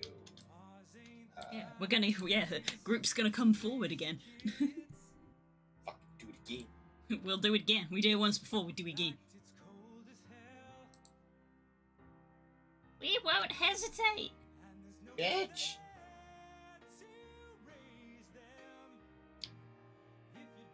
See, I know you keep saying no, honey.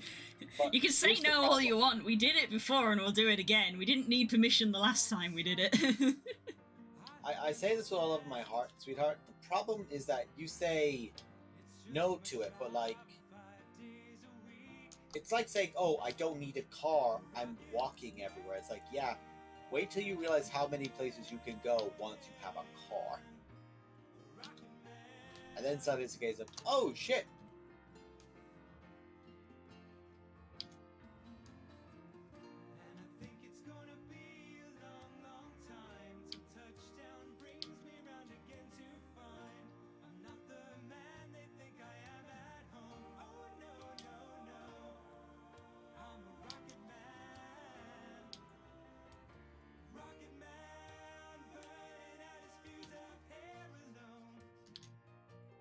Because the other side of it is that we don't need to get a really high-end one for it to be a good one.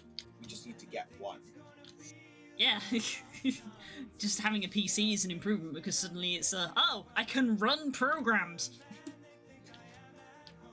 Yes, I'm calling out Apple. Oh, I thought I was getting called out by, like, Stacy on DMs or something. No. Carl just straight up sent me a woo. Ooh. Ah, she's an anonymous... Anonymous. Anemone. Enemy spotted. Counter-terrorist win. She's an anonymous giraffe.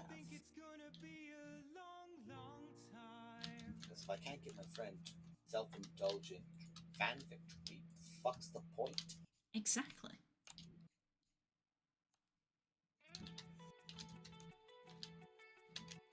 Don't play games that often to justify it. You don't have to justify it. That's the thing. Again, this is one of those things, Stacey, that, like, whichever one of us goes and lives with the other one, or whichever, like, if you come over here, if I get my own place and you come over here regularly enough to live here, you will have a gaming setup here. And if I come over to you, like, if I do stuff here to get, like, a nest egg with it, whatever I make over here, come over to you, I'm taking the gaming stuff with me for you.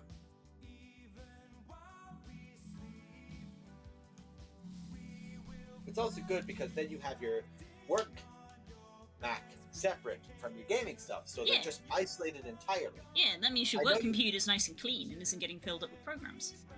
Yeah. It's also healthy for work-play division, which is... As an issue that I'm having. Yeah, it's an issue a lot of us have.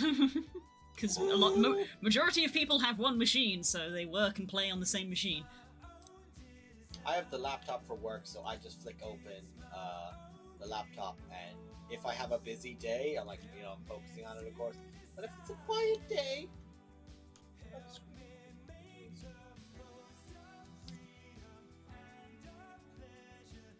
but whenever I need to really kit into doing a fuck ton of work, I have all this set up here. I just close the laptop screen and just connect everything into the Dell station that I have here. I've got a Dell port in the back. Interestingly enough, it doesn't connect to my computer. It connects perfectly fine with everything it's got to my laptop though, so it doesn't have compatibility to my Alienware.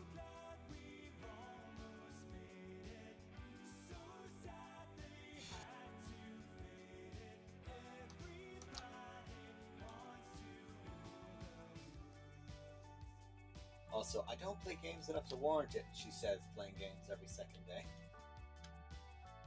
It counts, honey.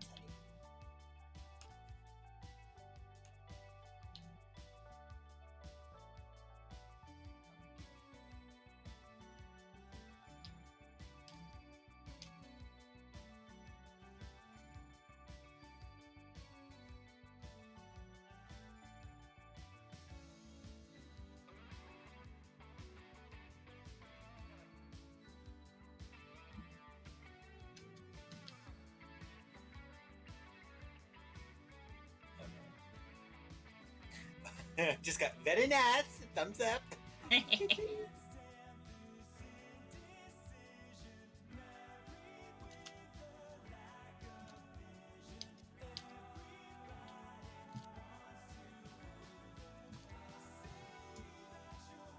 Short, sweet, and left hanging on some pineapple.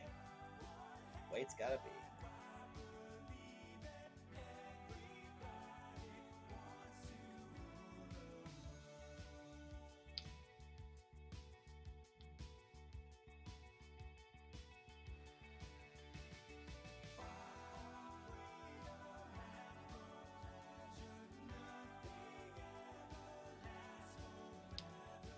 Opposite of the one she sent me. Yeah, she sent me a big old tasty, but post-coital kind of really good shit. Mm. Good soup. Good soup. Fucking soup. And there I'm just like, here's a Happy Meal. You'll eat it in about 5 minutes. Enjoy. Oh, valid. I like Happy Meals. don't shit on Happy Meals. No, that's the angst version, is when you shit in the Happy Meal. No, that's when you wake up in the morning and go to a greasy spoon and go, I want a breakfast that's going to kill me. It's not good for you, but you want it.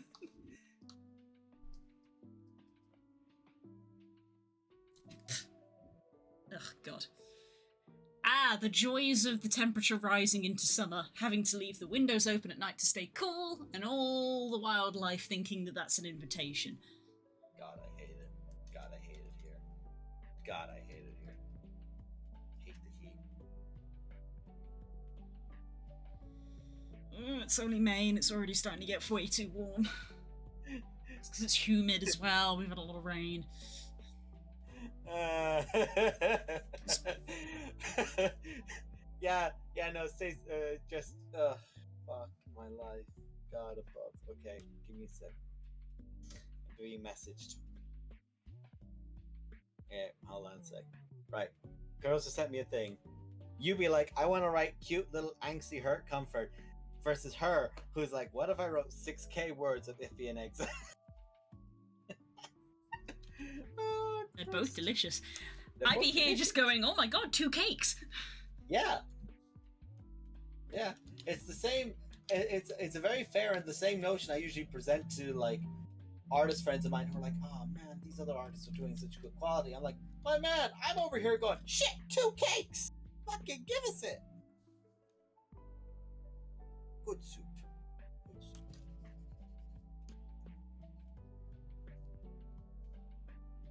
Gotta support all the crafts, like, you gotta support all that shit, because it's just, it's great. It's great.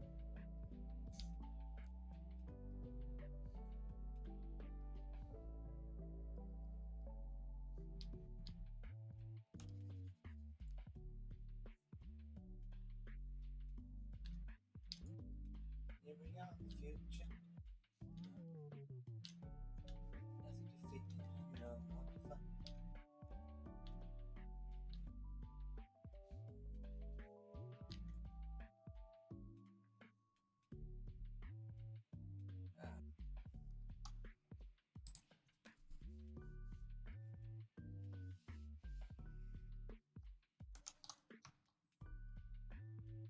Oh no. Excuse me. Charles just sent me the one word wait. One fear. Wait. This is the one that she wrote on stream, I think she's talking about, but she hasn't said it to me, even though she said she would before, I think. Gasp. Girls, if that's that one about Ralga's Reach, you've not sent it to me. I meant it. Give it to me. Let me suffer. Oh, wait, no. You did. You for sure did. Hang on, you did. Hang on, let me check my bookmarks. No. Could have sworn. Because I remember reading this. I just got the message. I showed it, you bitch. Shit. Hang on, let me scroll through like 20 pages of dresses. This is why you need to pin shit. Or better, go through your Google history, not your Discord history. Oh, Jesus, yeah. This is where Curls gets very upset to me, because, like, I just said it to you, motherfucker. Like,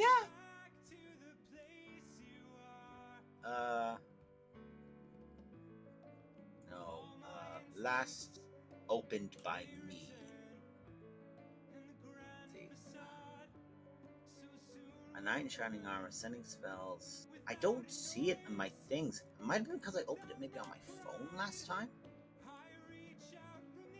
I feel like Google syncs across devices. Right, I'm being messaged multiple times by Carl, so I need to scroll up and find this. Hang on. There it is. Hang on. But let me check this as well, because I didn't remember the title of it.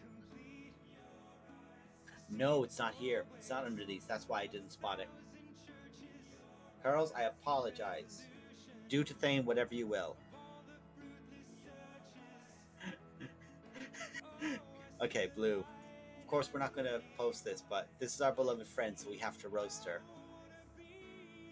So I'm just going to send you this just to enjoy the serotonin of what she's sending. Anyway, I'm not here.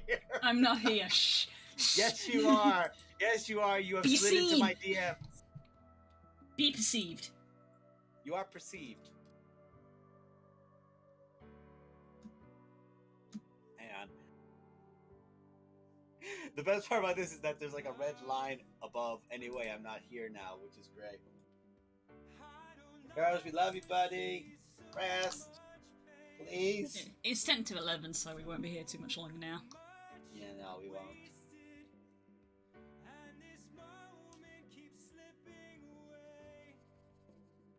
This.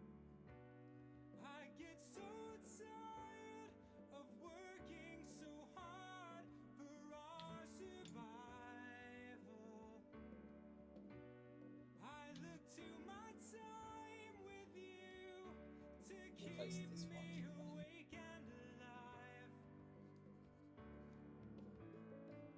Look at that little scrappy boy.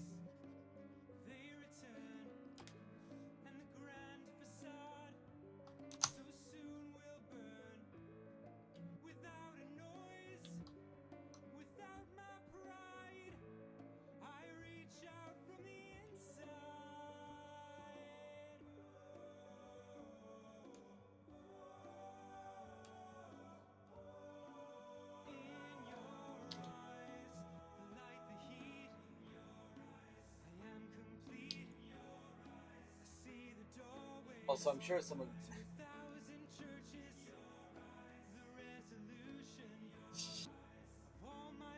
Look, we all know an X is not very good, okay? Yeah, but that doesn't mean we're not gonna call you out. We all love you. Please rest for the love of Christ. I know Christ has nothing to do with it, but still.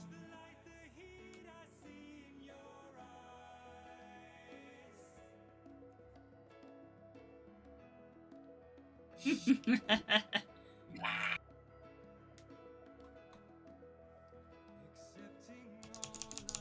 come over there. I would love to support you. That's a God.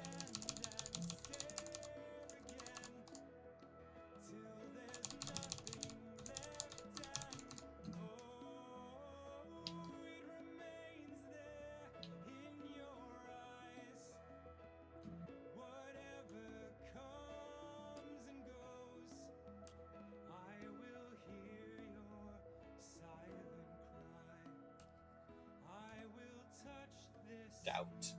Girls, I love you, but doubt. Big doubt. Because Girls is here, and because I love my friend, I was thinking about Glory today. Ooh. I was thinking about the fact that something as seemingly like nonchalant or like casual, like Glory being a character who's very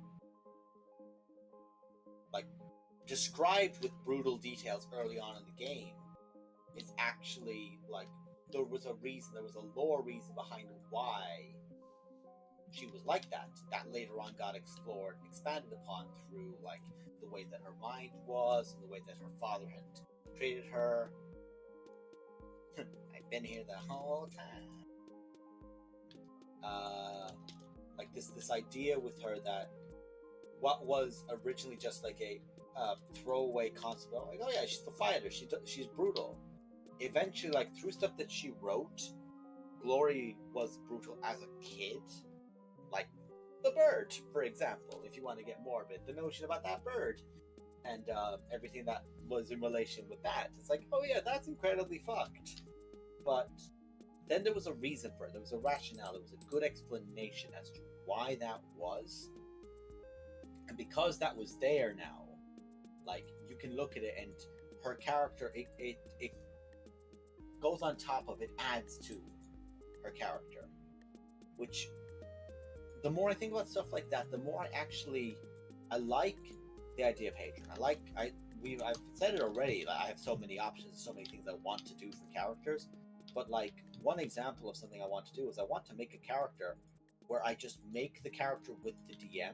I don't like say, okay, I want to make like I had an idea of what I wanted to do with Thane, but instead like going to the DM and like making a backstory, like literally like potentially like through Xanathar's, I think it is, where they have I can confirm it's very fun because that was the process that me and Curls went through with Tala. Is, you know, Curls said, like, I'm going to be running a campaign, and I was like, cool, well, instead of me just making a character, we're going to go for coffee next weekend, so I'm going to wait until we're in the coffee shop. And we sat and made her together. Yeah. But, like, I did the same with Curls. Like, I did, like, you know, DM back and forward about it, but it's something I do want to do for the future, and I really want to, like, present it as, like, a fun idea with the character. Because, of course, it would just be really fun. But, like, as much as I like Thane, something that can be very fairly said is that I can't do any quote-unquote anything with Thane because Thane has all these, like, things in place from his backstory. All this stuff is already in place. It already exists because Thane has a family, Thane has a name, Thane has all these things. Now, like, there could be, like, some sort of massive mind gaggle fuck thing of, like, oh, you actually didn't have any of these things and Thane only thought he remembered them. So you don't want from my perspective, you don't want the Tala treatment, you want the Dalmara treatment. where you start from bare bones and it's built up over time through narrative and role playing with the DM as the game is progressing. Kind of, because I feel like I didn't do that right with Thane is perfectly fine. He is a really, really good character. He's also like my first real attempt for what is now successfully his longest reigning character that I've had, that I've played as in a setting and in a game. He's hands down the longest, and he's the one I've enjoyed. For this one, and I'm playing in Curls' World, and Curls' World is fucking amazing. Like, I could have taken any character into this world and been mind-fucked at the journey that they've gone on because of the quality of the world that Curls has made. Yeah, you're right, motherfucker. I am gonna squeeze in some affirmation for yourself, you bitch. Slide in. Haha, you thought that this was just a distraction from work when it was actually self-care. Gotcha. Gotcha, bitch. Gotcha, bitch. But I came with him with like a massive sheet. God damn it! Heck. I came to this proposition with Thane with like a massive sheet of things, and I gave it over to Curls and like presented it all, and like it was cool to do. But like I feel like had I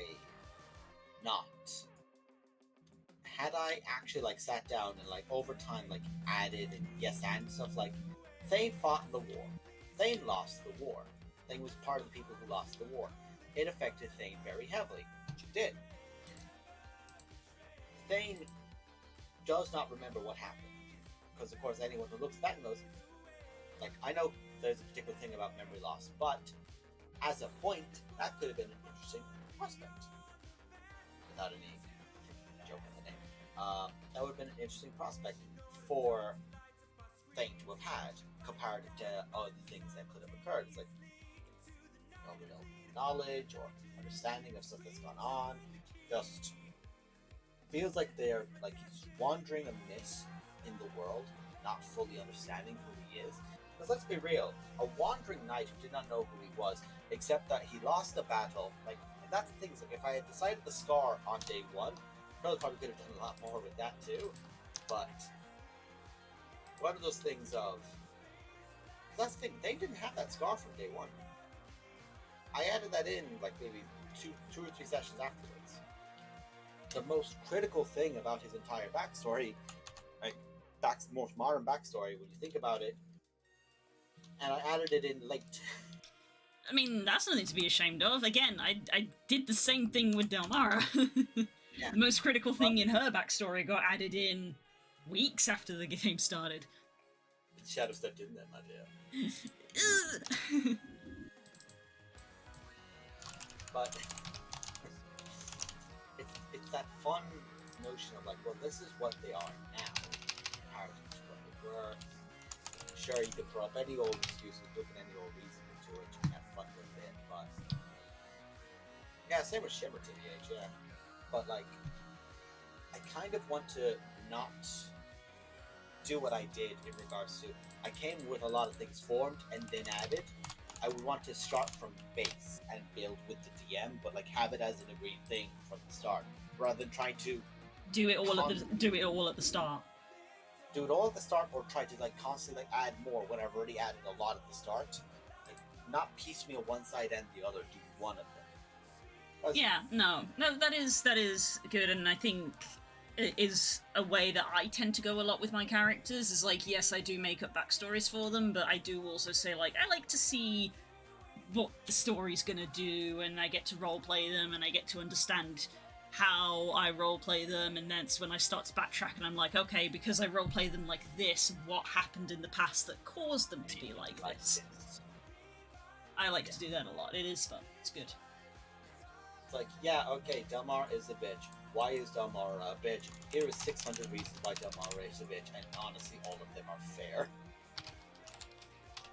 Not one of these isn't fair for the character to, like, act like a bitch towards people, because, again, we say it, but like, it's accurate, but it's not like to demean the character. No, she was. No, it is accurate. I'm always the first person to say, yeah, she was a bitch. I'm always the first person to say Tala is a bitch. But again, I mean, obviously Delmara's the easy one to go off with because, it was it happened over the longest period, and I did the most for it, and she's very dear to me from her entire story and things like that. But to bring a more recent example in terms of Tala, it's things like, yes, Tala had a lot more backstory done beforehand and preemptively, because obviously Domara was made originally for a birthday one-shot, which then became a full body campaign, so obviously she didn't have a backstory at the time, whereas Tala did.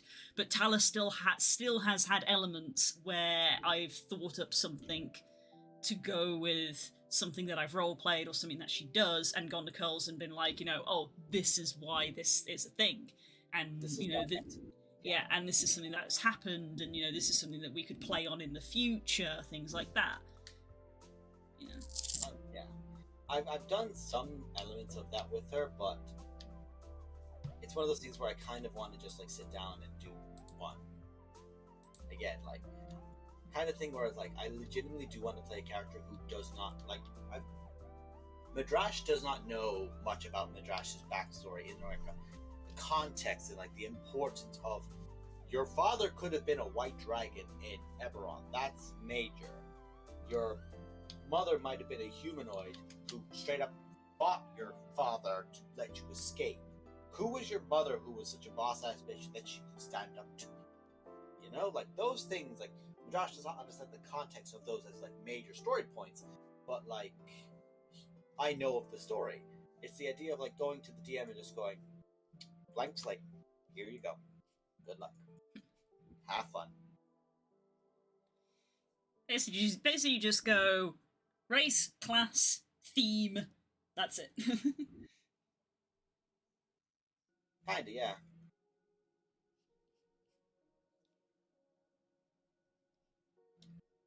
Pox is the exception to your rule. Pox was so much fun to make.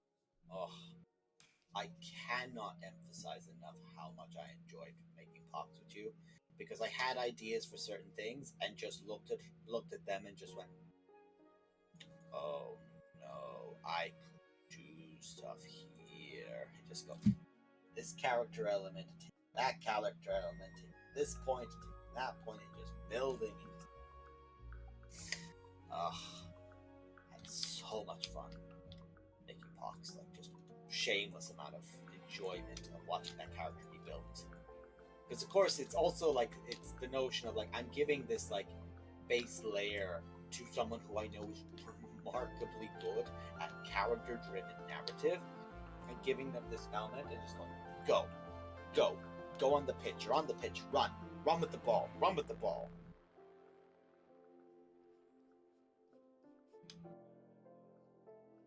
That's not even hyperbole. I had to receive a 5-page fairy tale from Carlos for Pox, 100%, Yeah. and fucking read it again.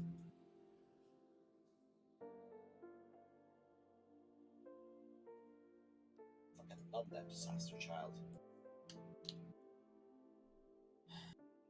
Pox is their own worst enemy. It's just so much.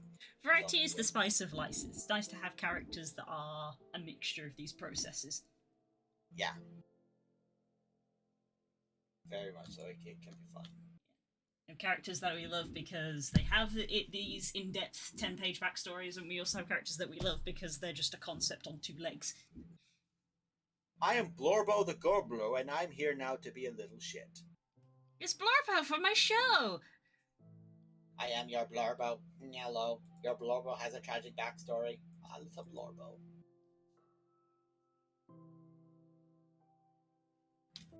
I love Pox. Pox is just... Blorbo from my shows? Blorbo from your shows, girls! Blorbo from your shows. I feel like this Crobat's a little bit more engaging than the other one. I felt this one was a little... This one's a little... It's definitely a Crobat, but it feels very vanilla, whereas this one's now actually doing something. Yeah, that one's like, hello, I'm a Crobat. The other one is like, no, father, I must dance.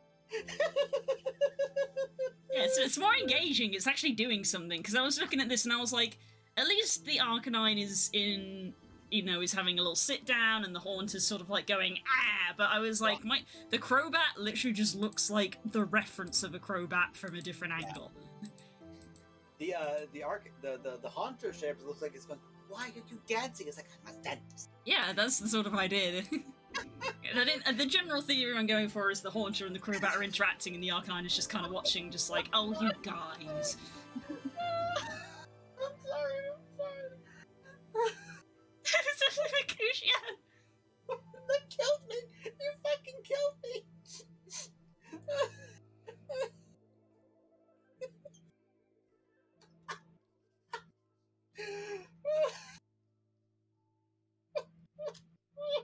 Oh no, I'm dead. Ripperoni, Ripperhomie. Oh. Carlos, you made me cry.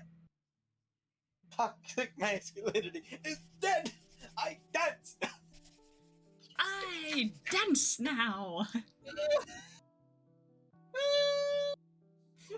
Why do I sound like the most broken fucking, like, I'm not sure what it'd be. What's the one that's like a big wheezy bag that you do this with?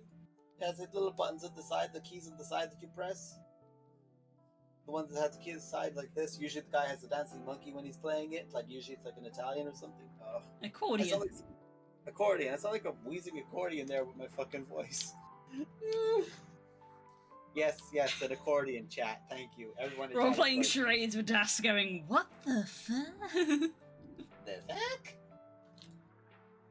Honestly, is your character truly a gay disaster if they would not audition as Mercutio in either Romeo and Juliet or Hamlet and win? It's like you win the audition. Congratulations.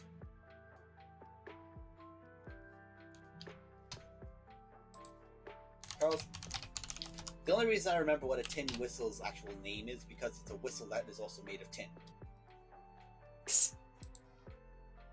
Mercutio's not allowed to be in my hair in Hamlet. By my heel, I care not.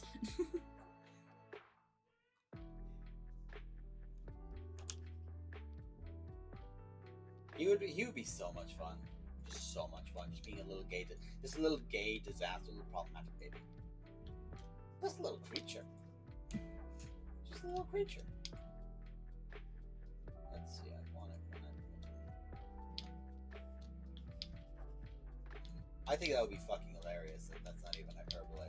I would love Mercutio just show up and just be the gayest motherfucker in the world.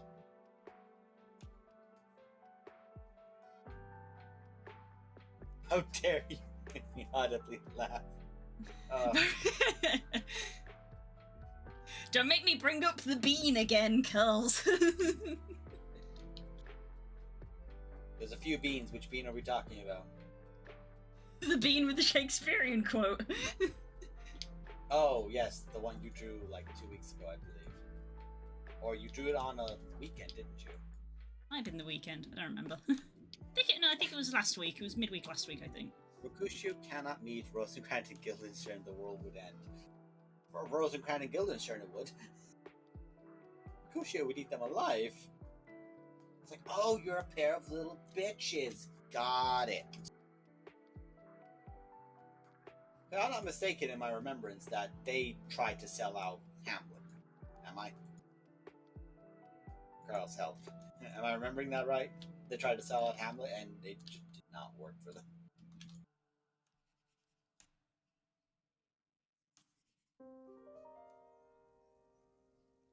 Crobat has a double thumb, like silver dragons do. God, I wish my brain would save actual knowledge instead of trivia like that. They were meant to kill him, but it didn't go so well. That's what happens when you... Mercutio and Horatio are now my new favorite OTP. I see it. I can respect that. I can 100% respect that. Especially because he's absurdly gay. Gay. Hey!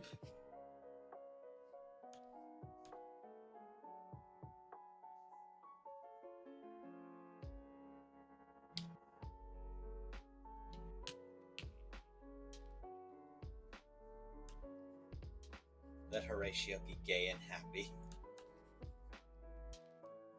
Yeah. Let's be real, if you exist in the world of Hamlet, you deserve to be very gay and very happy as a tree. You have to put up with Hamlet.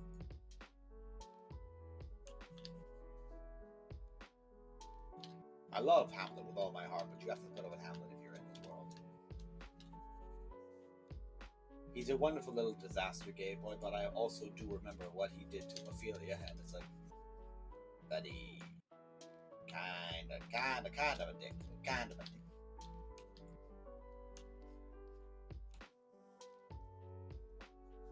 Listen more.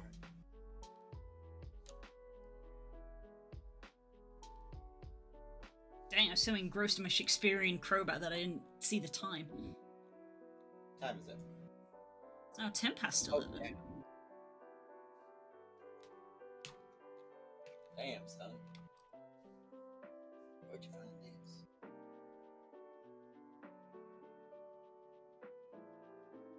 Shakespearean crowbar. I know, it's Shakespearean crowbar actually got me.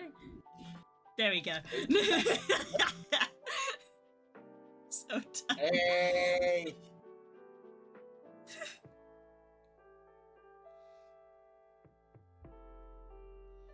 All I want. Blue quick poker cast Romeo and Juliet. I don't know enough Shakespeare for that. I am a literary heathen. I don't actually know as much Shakespeare as you guys think I do. I'm sorry. I've just been bluffing this entire time. Shame.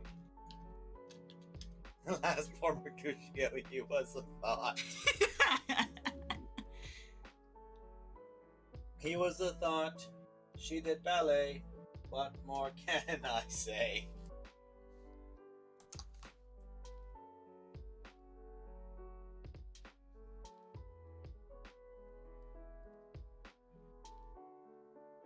He was a Danish boy. He said, "See you later, boy." She went and drowned in the river. What the fuck did I just do? It's called improv, my dude. Ugh, disgusting. Never want to do that. I mean, you've done a great job with this convo, finding the ultimate merging of our interests. Look, this is a topic that we can go thoroughly in depth the next time you're on our stream with me. Is you can attempt to summarize Shakespearean characters that I am unfamiliar with, and I can try to match them up with Pokemon. There we go. You know what's worse about that, Blue? I want to see that. There we go. I want to see that. Somebody with a brain remember it, because I won't. Yeah. So, what exactly is So it doing I'm afraid we're all out of options, guys. It ain't happening. I definitely haven't already forgotten what you said you were doing. So Cool, you have the brain cell. You remember.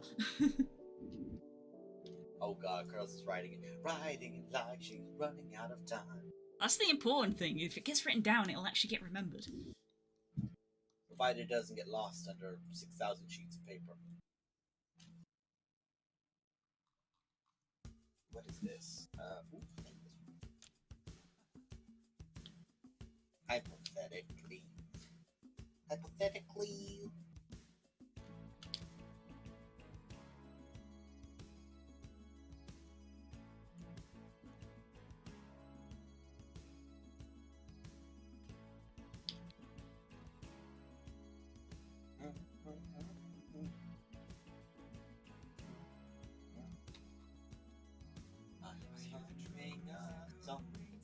It's stuck in Carl's head.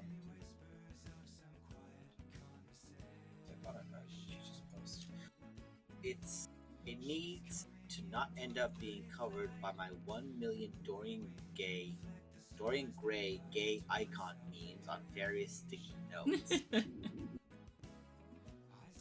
Dorian Gray gay icon, right? That's how you enter it. I know. Is this the difference? I know you meant to say the difference between screwing around and science is writing it down, but the fact that you wrote the difference between crewing around and science is writing it down is actually so on brand for us. You have no idea. That statement is so unbelievably accurate. We're adults. One of us is doing a master's degree.